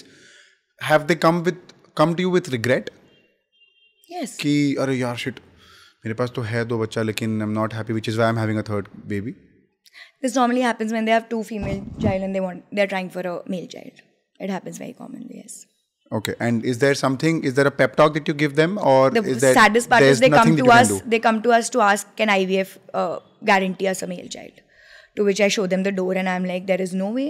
Because in India, it is absolutely illegal. There are certain countries which allow sex determination. There you go, get your IVF done, find out the sex, get that embryo transferred. That is your call. I might be sounding very noob here, but why is it illegal in India? Because any form of sex determination in India is illegal after the PCPNDT Act of 91. Because female feticide इतना ज़्यादा बढ़ गया था कि ना हम sonography से sex of the child बता सकते हैं और ना कोई जेनेटिक टेस्टिंग से. तो हम जो भी सारे जेनेटिक टेस्टिंग करते हैं, चाहे एमनियोसिंथेसिस हो, चाहे PGT जो हम एम्ब्रियोज की टेस्टिंग करते हैं, हम कुछ भी टेस्ट कर सकते हैं, बट हम जेंडर रिवील नहीं कर सकते. Got it. और ये क्योंकि लोग यूट्यूब गूगल पे पढ़ के आते हैं कि सेक्स डिटर्मिनेशन बाहर तो इतना कॉमन है, तो फिर वाकई हमारे ऊपर जोर डालते हैं, अरे हम इतने पैसे दे देंगे, आप बोलिए तो. सो ऑल आई से होता है सब ऊपर वाले की मर्जी है, हमें तो पता भी नहीं आप कंसीव हो गए. IVF doesn't have 100% success rate. Got it. C-section और नेचुरल बर्थ में प्राइमरीली डिफरेंस. सबसे पहले आप नेचुरल बर्थ को नेचुरल क्यों बोल रहे हो? अननेचुरल C-section में क्या है? ठीक है. So it's a vaginal birth and a C-section. ठीक है. So there's nothing natural or unnatural. Firstly. Okay. डांट दिया मेरे को. ठीक है, अच्छी बात है, बहुत बढ़िया. आगे बोलो. No, because this is what patients also say. Common questions मैं पूछ रहा हूँ because I know, but I know I want to sort of get the word right. Correct. Absolutely right. क्योंकि patient भी किसी चीज के साथ आता है, हमें तो सब naturally चाहिए. हाँ, ठीक है. Vaginal and C-section, perfect. ठीक है. So vaginally पहले क्यों बोलते थे? ये भी मैं अपने बड़े बुजुर्गों को गालियाँ बिना मतलब के नहीं दूंगी. पुराने जमाने में क्या होता था, जैसे कि मैंने कहा 4 बच्चे 5 बच्चे मिनिमम सबके होने चाहिए थे. एक बड़ा परिवार, अच्छा परिवार ऐसे होता था. तो उसके लिए वजाइनल बर्थ्स को हम प्रेफरेंस देते थे, क्योंकि मैंने पहले भी बोला कि 2 C-section के बाद तीसरा has lot of risk factors. Correct. Today when we are looking at small families, 1 child, 2 children, I am telling you as a gynaecologist and get me on board with 100, a C-section well done is way safer and better than a vaginal delivery. Though in my hospital we boast कि हमारे तो 70 to 80% vaginal births होते हैं. That's because in India patients still want vaginal births. I give a full trial, but otherwise where indicated, and indicated C-section is absolutely safe. उसमें कोई problem नहीं है. और प्लीज मत सोचो कि डॉक्टर पैसे कमाने के लिए वो C-section कर रहा है, वो आपके अच्छे के लिए कर रहा है. And is there any risk associated with C-section? जो डिलीवरी के साथ है सारा कुछ सेम है. Patient can bleed, postmortem haemorrhage हो सकता है, जो ऑपरेटिव कॉम्प्लिकेशंस होते हैं बाकी. बट आप अच्छे सेंटर से कराइए, आप अच्छे डॉक्टर के साथ कराइए, और सेफ कुछ नहीं. And is there any stigma related to C-section deliveries? हाँ, क्योंकि क्या होता है ना, औरत को जब तक दर्द ना हो, उसने मुश्किलों का सामना नहीं किया हो, तो वो औरत ही औरत कैसी. तो माँ की ममता जब ये आती है जब उसने वो दर्द सहन किया हो. तो सास आके बोलती है हमें तो दर्द हुआ था, तभी तो हम इन बच्चों को ऐसा प्यार करते हैं. इसका तो क्या ऑपरेशन से आराम से आई चल के आपने बेहोशी दी, इसको तो कोई दर्द भी नहीं हुआ. तो ये वो बॉन्ड ही कैसे फॉर्म करेगी बच्चे के साथ? तो ऐसा कुछ नहीं है. अगर आपको एक मिनट दिया जाए और इनको डांट के चुप कराया जाए, आप क्या बोलोगे? या प्यार से समझाया जाए? C-section and vaginal birth are both indicated things. Leave it to your gynec to decide, number 1. Number 2, आपको हर पेशेंट का, हर जन का थ्रेशोल्ड समझना पड़ता है. कोई लोग होते हैं जिनकी बॉडी टाइप ऐसी होती है कि वो आते ही हमारे पास इन लेबर है, फटाफट 2 घंटे 3 घंटे में डिलीवर होकर चले जाते हैं. That's also great. उनका वजाइनली हो गया. वजाइनल बर्थ के अपने कुछ प्रोज हैं जिसको हम डिनाई नहीं कर सकते, बिकॉज इन द बहुत जल्दी पेशेंट रिकवरी होती है. कुछ कटा नहीं होता, कुछ ऑपरेटिव नहीं होता. जो नीचे स्टिचेस आती है वो भी बहुत ही कम सी होती हैं. The vaginal stitches heal faster if given properly. So there's no denial that there's a shorter recovery period with a vaginal birth. But having said that, why are you putting so much of stress on shorter recovery period? Give that woman that security that she can recover for 15 days. उसको दो ना, उसको वो support आप दो. आप घर वाले देखो बच्चे को 10-15 दिन. C-section अच्छी जगह से कराया हो, 100% सेफ है. मैं एज अ गायनेकोलॉजिस्ट बोलूंगी, मेरे को जिस भी दिन बच्चा करना होगा मैं अपना इलेक्टिव C-section करने वाली हूँ. वो ऑलरेडी डिसाइडेड है मेरा. तो मैं इससे ज़्यादा कुछ और नहीं कह सकती. Practice what you preach. मैं अपना C-section करने वाली हूँ, जब मैं खुद नहीं किसी से करवाने वाली हूँ. Whenever it's my time. Got it. Have you been seeing a trend with newer mothers that they are trying to get to a C-section delivery, or is it like a 50-50 thing? I'll tell you very honestly, yes. Some of the newer mothers who are well educated, they are after, especially in the late 30s, they are already having complications in their pregnancies. They know that it's a precious pregnancy. They don't want to take a risk. We go in for an elective C-section. It is called elective C-section on maternal request. It is one of the criteria that we have to abide by through consent also. Okay. So if the mother comes to me and says, I want to do it because that's my wish, I have to follow it. Can you explain all 4 stages of a woman's cycle? I just want to thoda sa, I want to have fun. I want to know what's your insight in it. पहले बताओ. Insight क्या है? क्या? What do you think the 4 stages are? Follicular. वाह वाह. Menstrual. लेकिन ठीक से बोलो फिर. अच्छा ऑर्डर में बोलना पूरा.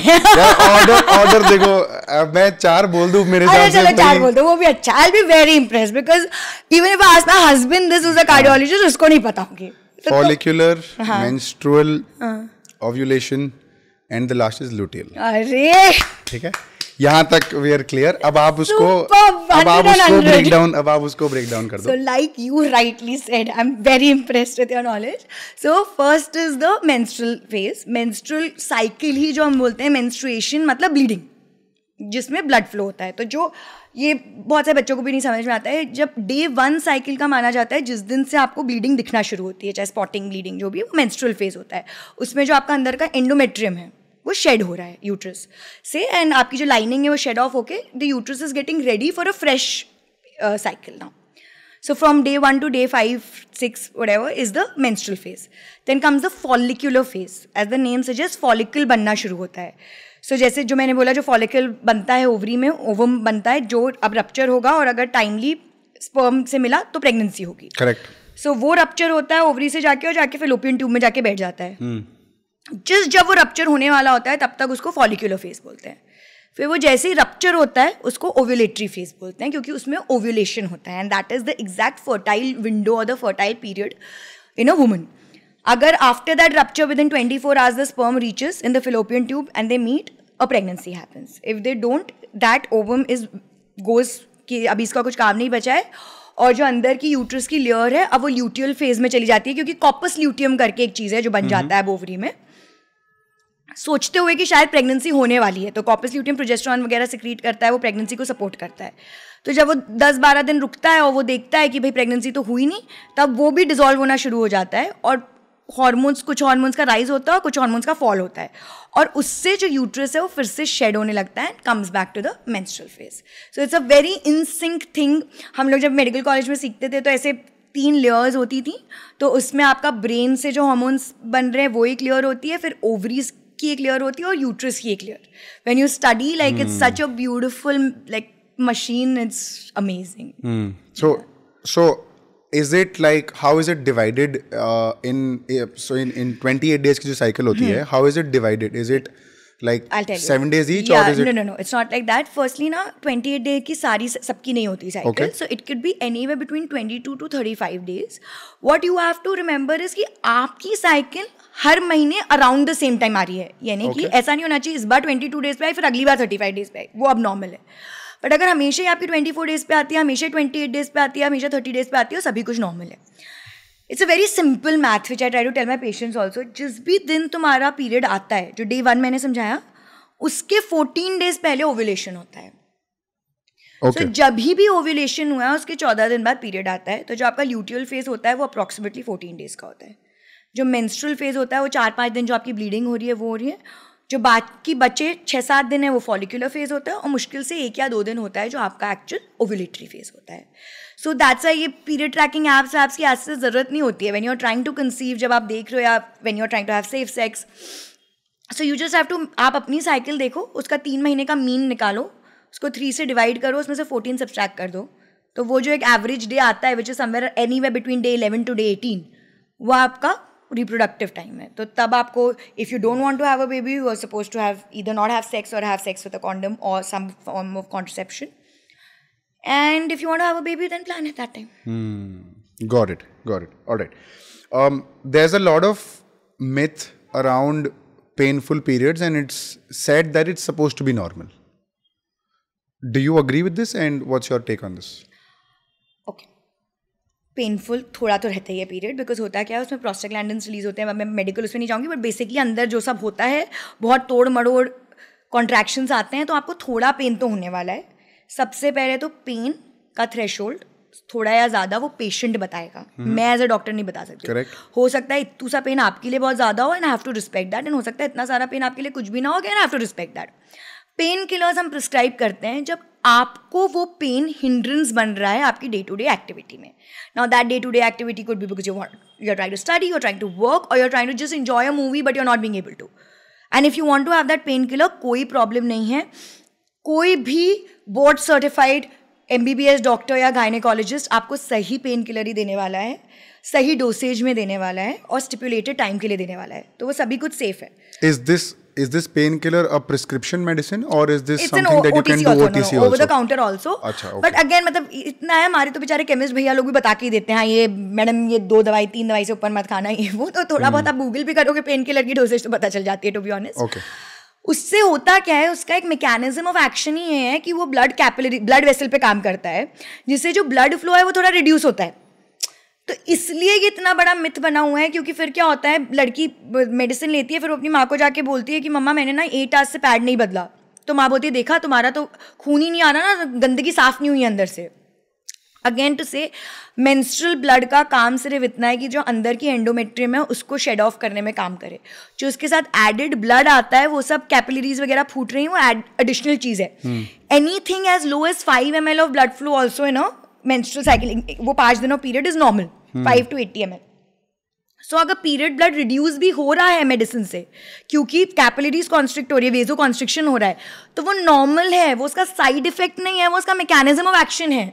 तो मतलब I take a painkiller sometimes for pain, sometimes because I have 5 surgeries to do, I don't have time to change my sanitary napkin during those times. So I will take a medicine because I can not do that surgery. And there's essentially no side effect. No side effect when you're taking it in the stipulated dosage. और आपको इतना doubt है तो जाओ ना gynaec से मिल लो, वो एक ही बार में आपको समझा देगी क्या सही डोसेज है क्या नहीं है. Got it. And in terms of what can be, or rather, let me put it this way, is it normal for cycles to be irregular या फिर? No. So I would say when should one be concerned? Yeah. So like I always say, a woman's menstrual cycle is a very, very good indicator of her overall well-being. So when a patient comes to me and says कि मेरी cycles irregular हैं, I try to dive into her stress, her mental health, family problems, hormones, physical attributions, everything all in one. That's why हम लोग ना हमारे joke करते हैं कि गायनेकोलॉजिस्ट साइकियाट्रिस्ट भी साथ में बन जाता है, साइकोलॉजिस्ट भी बन जाता है. We have to. कहने का मतलब ये है कि जब साइकिल्स इरेग्युलर, मैंने आपको जैसे कि बता दिया 22 to 35 डेज की साइकिल कोई भी नॉर्मल है. कब वो अब नॉर्मल हो जाएगी? अगर मुझे इस महीने में 22 डेज में आ गई, अगले महीने में 35 डेज तक आई नहीं. Anything less than 22 days, like if you are getting a cycle every 15 days is abnormal, and anything more than 35 days, so if you are getting a cycle every 40-45 days is also abnormal. Okay. So, and why is it abnormal? Because there's definitely some hormonal problem that is going on. Even if लोगों को क्या लगता है हमारा period irregular है तो हमको सिर्फ एक ही प्रॉब्लम होने वाली है बच्चा करने में, बाकी हमको कोई प्रॉब्लम नहीं होने वाली. बट ऐसा नहीं है. जब आपके पीरियड्स इरेगुलर होते हैं, if you are somebody who suffering from PCOS, so you are gonna get lot of acne, you are gonna get lot of hair growth, you know it'll be very difficult for you to lose weight, and overall there'll be a lot of other metabolic disorders. साथ में thyroid हो सकता है, साथ में आपके blood sugars raise होने लगते हैं, आप हाइपरटेंसिव हो सकते हो.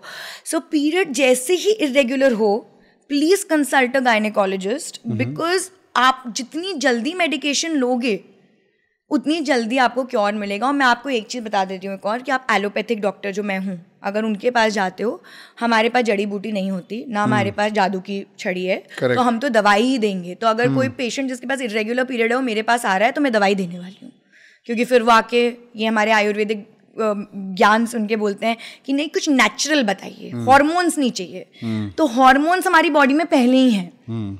TSH is a hormone, thyroid is a hormone, and then to regulate it also I give a hormone. So people have to understand, हम बाहर से कुछ नई चीज नहीं दे रहे हैं, जो शरीर में पहले से हम उसकी सही डोसेज में दे रहे हैं जिससे वो नॉर्मल हो जाए. तो ये नेचुरोपैथी मैं नहीं करती हूँ, मैं एलोपैथी करती हूँ, दवाई दूंगी मैं. Got it. All right. And is again another myth that essentially people have, or rather we've seen on the internet a lot, is should a woman have sex during her periods? It's a very personal choice. Can she have sex during a period? Yes. I've made many videos on this. Should she have sex during a period? That's her and her partner's choice, a mutual consensual decision, whatever they want to take. The only thing they have to keep, there's a plus point कि एक तो pregnancy नहीं होती 99% of the times हो ही नहीं सकती, especially period के first or second day पे. दूसरा एक natural lubrication होता है, जो period blood है उससे there's a certain amount of wetness जिससे there'll be very smooth and non-painful sex. The only drawback is the mouth of the uterus, the cervix, जहाँ से blood आता है वो थोड़ा ज़्यादा open रहता है during your ब्लीडिंग फेज. सो अगर कोई इन्फेक्शन है, कोई सेक्शुअली ट्रांसमिटेड इन्फेक्शन है, तो वो ज़्यादा जल्दी पास ऑन होगा और जल्दी यूट्रस, फैलोपियन ट्यूब्स इस सब तक पहुंचेगा. So if you are having sex during your periods, please still use a condom. Even though pregnancy नहीं हो सकती है, but there are infections that can pass on. So specially during period sex, even if you on some other contraception, जैसे आप birth control pills वगैरह ले रहे हो, तो आपको प्रेगनेंसी का तो डर नहीं रहता उसमें, बट सेक्शुअली ट्रांसमिटेड इन्फेक्शंस के लिए you must wear a condom during periods and then go ahead enjoy yourself. Got it. And do you think, like, how much of a role does stress and your usual lifestyle and your diet impact your 80%. periods and your menstrual cycle? 80%.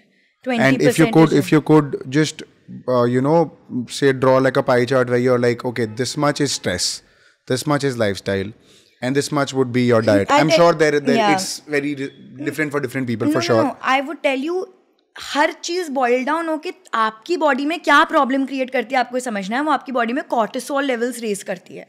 Cortisol एक ऐसी चीज़ है जो किससे release होती है, जब आपकी body में स्ट्रेस ज़्यादा हो. Stress hormone. तो हर चीज़ जो भी बॉयल डाउन होती है वो it eventually comes to your stress. Now मैं ऑन अ हाई हॉर्स बैठ के बोल दूँ आप ना स्ट्रेस कम करके आइए, ऐसा नहीं होता है. So then there is where we divided. So I always say, especially in the case of PCOS, it's a vicious cycle. तो आपका वेट बढ़ते जाता है, आपको उससे स्ट्रेस होता है, आप स्ट्रेस ईटिंग करते हो, उससे PCOS और गड़बड़ होता है, उससे और हार्मोन्स इरेगुलर होते हैं, आप एक विशियस साइकिल में फंस जाते हो. इसको काटने के लिए एलोपैथी आती है, मैं दवाइयाँ देना शुरू करती हूँ जिससे मैं आपका हार्मोनल बैलेंस क्रिएट कर पाती हूँ. And you have to do lifestyle changes. Now I know it is very difficult to lose that stubborn weight. हमें क्योंकि हमारे बचपन में तो नहीं सिखाया गया था ना कि क्या चीज़ अच्छी है क्या चीज़. अभी पेरेंट्स आर वेरी अवेयर कि प्रोसेस्ड फूड नहीं देना चाहिए, sugars are bad, this is bad. तब हमारे टाइम पे नहीं था, तो हमें कुछ बच्चों को बचपन से आदत है, पता ही नहीं है कि क्या कार्ब है, क्या प्रोटीन है, क्या फैट है. So you have to read, you have to bring in dietary changes, you have to get your BMI to normal. This is not because of I don't care about how you look, but it's only I'm talking about the medical aspect of it. Correct. And to do that, there's a whole team available, at least in my hospital. I have a dietitian available. I tell them how to exercise. I give them a complete chart. And at the same time, wherever necessary, we give medication. Got it. A lot of times, there are, say, for example, for somebody who's a big foodie, right? They enjoy their food and they can't really let go of the tasty food that they've been eating for a while.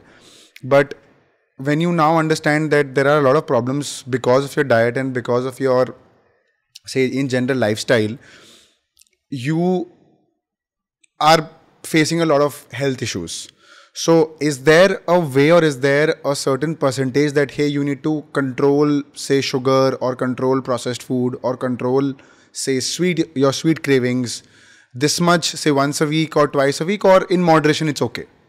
या फिर extremes में जाना is something? No, again it depends on your goal. आप normal BMI पे हो, सब normal और moderation पे रखो.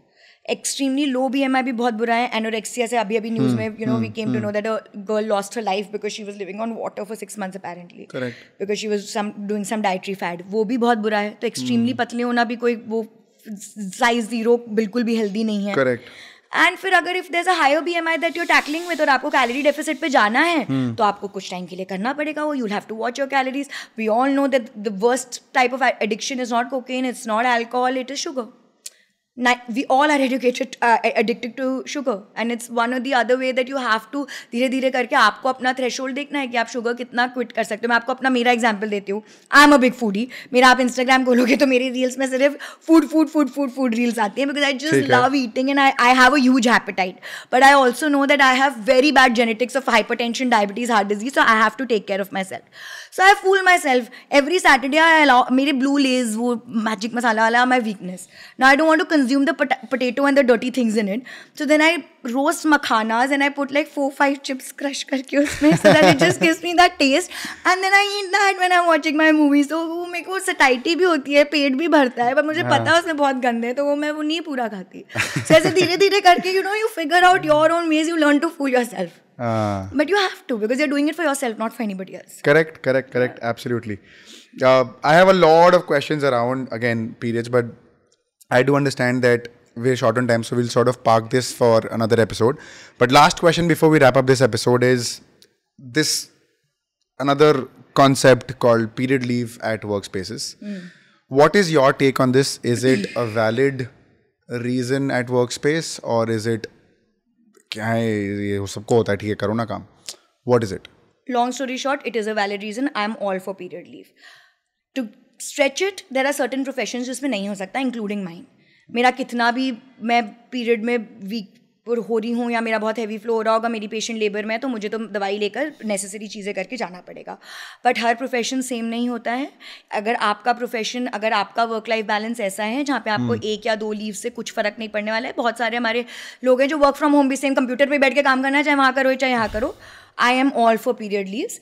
It is, and ये ना मुझसे I was a gynecologist in one of the corporate firms, तो मुझसे पूछा गया कि हमको पता कैसे चलेगा कि सही में पीरियड चल रहा है कि नहीं. So it's very simple. महीने में 1 ही बार आता है, वो इरेगुलर भी है तो गायनी का आपको लाके पर्चा दिखाएगी कि अगर हमारा उसका जल्दी आ रहा है बेचारी का हर 15 दिन में, तो as it is she is weak, she definitely needs that leave, so she is going to come and give you that medical leave. लड़कियों से भी सिर्फ यही है कि यार ऐसे नहीं करना फिर कि लॉन्ग वीकेंड करना है तो फ्राइडे को ले लिया. Most of us don't do it. But 1 day of a period leave और 2 day और व्हाटएवर, यार जो दे सकता है दो यार, कुछ तो करो. मतलब it's not easy to bleed for those 5 days यार. औरतों को पता है कितना वीकनेस होता है. जो प्रोफेशंस हैं जो नहीं कर सकते वो नहीं करेंगे भाई, फिर उसलिए हमने पेन मेडिसिन बनाई है. दवाई लो, खाना अच्छे से खाओ, सब करो जितना काम कर सकते हो. पर जहाँ पॉसिबल है वहाँ तो देनी चाहिए. I am all for period leave. Got it. And like you mentioned, in your profession, it might not be possible to take sort of a break. We hosted a woman cricketer who plays for Team India as well. And I asked her this question. Yeah. I was like, have periods ever affected you before a game? And she's like, it's a very valid question and nobody has asked me this before on a podcast. The idea here is that we use painkillers. A lot of players, if they know that they are playing that particular match, they are in the playing 11, then they take painkillers and they play the match. It is as simple as that. My thing is only do not. होता क्या है, कभी कभी जब हम period leave की बात करते हैं तो हमें ये बोला जाता है कि फिर हम वीक हैं. We are not trying to use periods as a thing that is making us weak or is dilapidating us in any way. So I am a scuba diver. If I have a dive planned, I am going to use a menstrual cup. I am going to अच्छे से take 1 or 2 tablets, suppress my period, go and do that dive. My question, if it's a Monday and I don't have any section, any emergency, I am feeling weak. I should not be mandated कि मेरी मजबूरी हो वो दवाई खा के मुझे काम पे जाना है. वो मेरी चॉइस होनी चाहिए. Like you mentioned, you have a scuba dive and you're maybe on your periods and you would want to sort of delay it. Do popping period delay pills affect your menstrual cycle? Is it safe? Is it, or is there any risk involved? Once in a while, especially when you're doing it for like a vacation or something, it's safe. The only thing you have to understand is लोग क्या करते हैं ना, period कल है आज से दवाई दे दो, ऐसा नहीं होता. वो दवाई पीरियड जब आने वाला होता है उसके 1 हफ्ते 10 दिन पहले से शुरू करनी होती है और जब तक आपको नहीं चाहिए तब तक लेनी होती है. इन शॉर्ट तो आप. And in what dosage?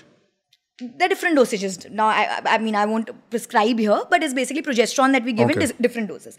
Progesterone again is a hormone, जो मैंने आपको बोला था ना, जो हार्मोन कम होता है जिससे पीरियड आ जाता है, तो हम उसको बढ़ा के ही रखते हैं जिससे पीरियड ना आए. बट वो 1 दिन या 2 दिन पहले से हम नहीं बढ़ाना शुरू कर सकते, उसको मिड साइकिल से बढ़ाना शुरू करना होता है. तो अगर आप 10 days prior. हाँ, मतलब अगर आप जून में अपनी डाइव प्लान कर रहे हो और आपका जून 1 को पीरियड है सपोजिंग, तो आप मेरे पास 15 मई तक आ जाओ, तभी मैं आपको हेल्प कर पाऊँ. Got it. और पीरियड आ भी गया तो फिर मैं I can give you medicine to sail through that period also. But 1 आध बार डिले करने के लिए, बट प्लीज घर पे पूजा इसलिए डिले मत करवाया करो. That's my only this thing. क्योंकि मंदिर में जाओगे और तुम impure हो, उसमें मुझे बहुत दुख होता है. As in when you are saying certain things, I have more and more questions. I can't help it. I know this topic. I can't help it. Again, I have to ask you this question since you have, and my audience is like, यार I know उनको late थी, but एक question पूछ लेता ना क्या हो जाता. So I will have to keep my audience first. I'm really sorry, Tanushree. No problem. What is your take on women not being allowed in temples, in kitchens, just because they're on their periods. पकड़ के मारो उन सबको क्योंकि इसमें कुछ logic नहीं है. Women are absolute, बाप रे, कौन ये अभी मूवी आई ना जिसमें बोला जाता था, वो दिखाया कि वो औरत को तो हम कितना ये, इसलिए मुझे पीरियड लीव से जो डर है क्योंकि उसमें यही दिखाया गया कि वो 5 दिन वो औरत को रसोई के अंदर नहीं घुसने दिया जाता क्योंकि उसको रेस्ट की ज़रूरत है. तो वहाँ पे औरत को वीक और उसको दिखा दिया गया कि वो इम्प्योर है. और लेकिन वहाँ पे गायनिकोलॉजिस्ट ही था वो जो था, तो उसने बोला अरे देखो हम तो आपको I am giving you rest. So like I said that should be rest if I wanted. मेरे को घर पे आरती की ताली घुमाने के लिए कोई रेस्ट की ज़रूरत नहीं है. मुझे अगर मेरा कुछ, मुझे फूड क्रेविंग हो रही है और मुझे जाके केक बनाना है, अगेन वो मेरा पर्सनल चॉइस होना चाहिए. अगर मेरे पीरियड पे मुझे ज़्यादा ब्लीडिंग हो रही है और मुझे किचन के अंदर नहीं जाना तो मैं नहीं जाऊँगी. बट अगर मैं फिट हूँ, मैं जा सकती हूँ, मुझे खुद के लिए, मुझे अपनी मर्जी से अपने पार्टनर के लिए खाना बनाना है तो मैं जाऊँगी. मुझे देख के कोई अचार ख़राब नहीं होने वाला. और जो बोलता है ना तो फिर ले आओ, मैं बता दूँगी किस दिन मेरा पीरियड है. उस दिन अचार, बड़ी, जो भी मुरब्बा सब ला के मेरे सामने रखो, फिर मैं देखती हूँ खराब होता है कि नहीं. अगर खराब हुआ मैं खरीद लूंगी. What is the logic with you being on periods and versus not being able to enter the kitchen? Logic ये होता था कि पुराने ज़माने में बोलते थे कि औरत देवी जो है, जो हमारे अंदर देवी बसती है, वो इम्प्योर हो जाती है जब हमारे पीरियड आ रहे होते हैं. तो इसलिए जब मैंने, आप बिलीव नहीं, मैंने अपने लेबर रूम में एक छोटा सा मंदिर रखा था बिकॉज वहाँ पे तो सबसे ज़्यादा मुझे डर रहता है मेरे पेशेंट ठीक हो जाएँ. तो 2-4 पेशेंट्स के रिलेटिव्स ने आके बोला यहाँ पे तो औरत की डिलीवरी हो रही है, आपने भगवान कैसे रख दिया यहाँ पे, रख ही नहीं सकते, यहाँ से मंदिर अलग करो. क्योंकि वो कहते हैं कि वो मतलब जब औरत का जो पीरियड है उससे उसकी इम्प्योरिटीज़ निकल रही हैं. So all her impurities and toxins are getting out. So she is very impure at that moment. And if you ever, आप लैब में ले जाके मेंस्ट्रुअल ब्लड करोगे तो वो नॉर्मल जो आपका खून रगों में दौड़ रहा है जिससे आप जिंदा हो, वही खून है वो. तो वो बिल्कुल भी इम्प्योर नहीं है.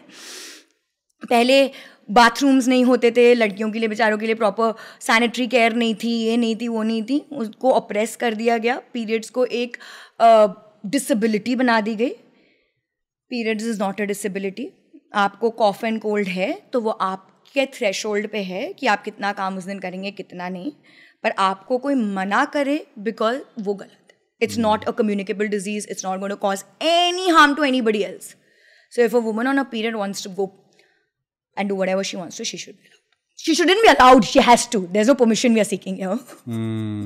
Thank you so much for putting that out. I think most women would relate to this. Yes. So thank you so much for putting that out.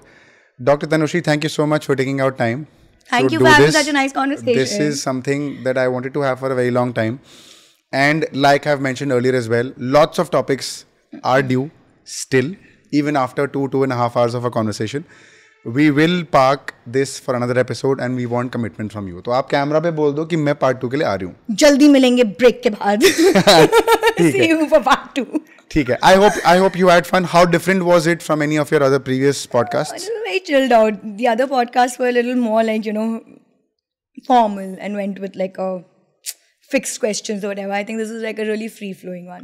अपना फीडबैक शेयर कर दो कैमरा पे. कैसा लगा? मजा आया? बहुत मजा आया. ऐसे लगा नहीं कि पॉडकास्ट चल रहा था, ऐसे लगा बातें कर रहे हैं आराम से बैठ के. ठीक है. जब फीडबैक देने की बारी तब आप कम बोलते हो. अरे तो वो मैं करूंगी ना जब अरे फिर लोगों को लगेगा दैट आपने मुझे बोला है, फेक लगता है ज्यादा बोलो तो. नहीं, बहुत अमेजिंग था, मजे ही आ गए. Best podcast. ये एक्स्ट्रा हो रहा है. ये नहीं करना चाहिए. But thank you, Dr. Tanushree, for being on the show. It was really nice, genuinely. Thank you for all the insights and information that you shared. I think India needs such information, and this is one such initiative where we think we can make an impact and bring some change. Part 2 obviously is coming, so stay tuned for that. I will link her social media channels in the description. Please go check that out. Comment down your most favorite part in the comment section so that we know कि हमें अगर कुछ और पूछना है तो हम part 2 में पूछ लेंगे. So comment that down. And we have a second channel called Deepak Parekh Clips where we post short snippets of the main episode on that channel, both clips and shorts. So subscribe to that as well. And thank you so much for watching. I'll see you next Friday, same time, 6 p.m. Till then, it's a wrap. Thank you so much for watching. Cheers.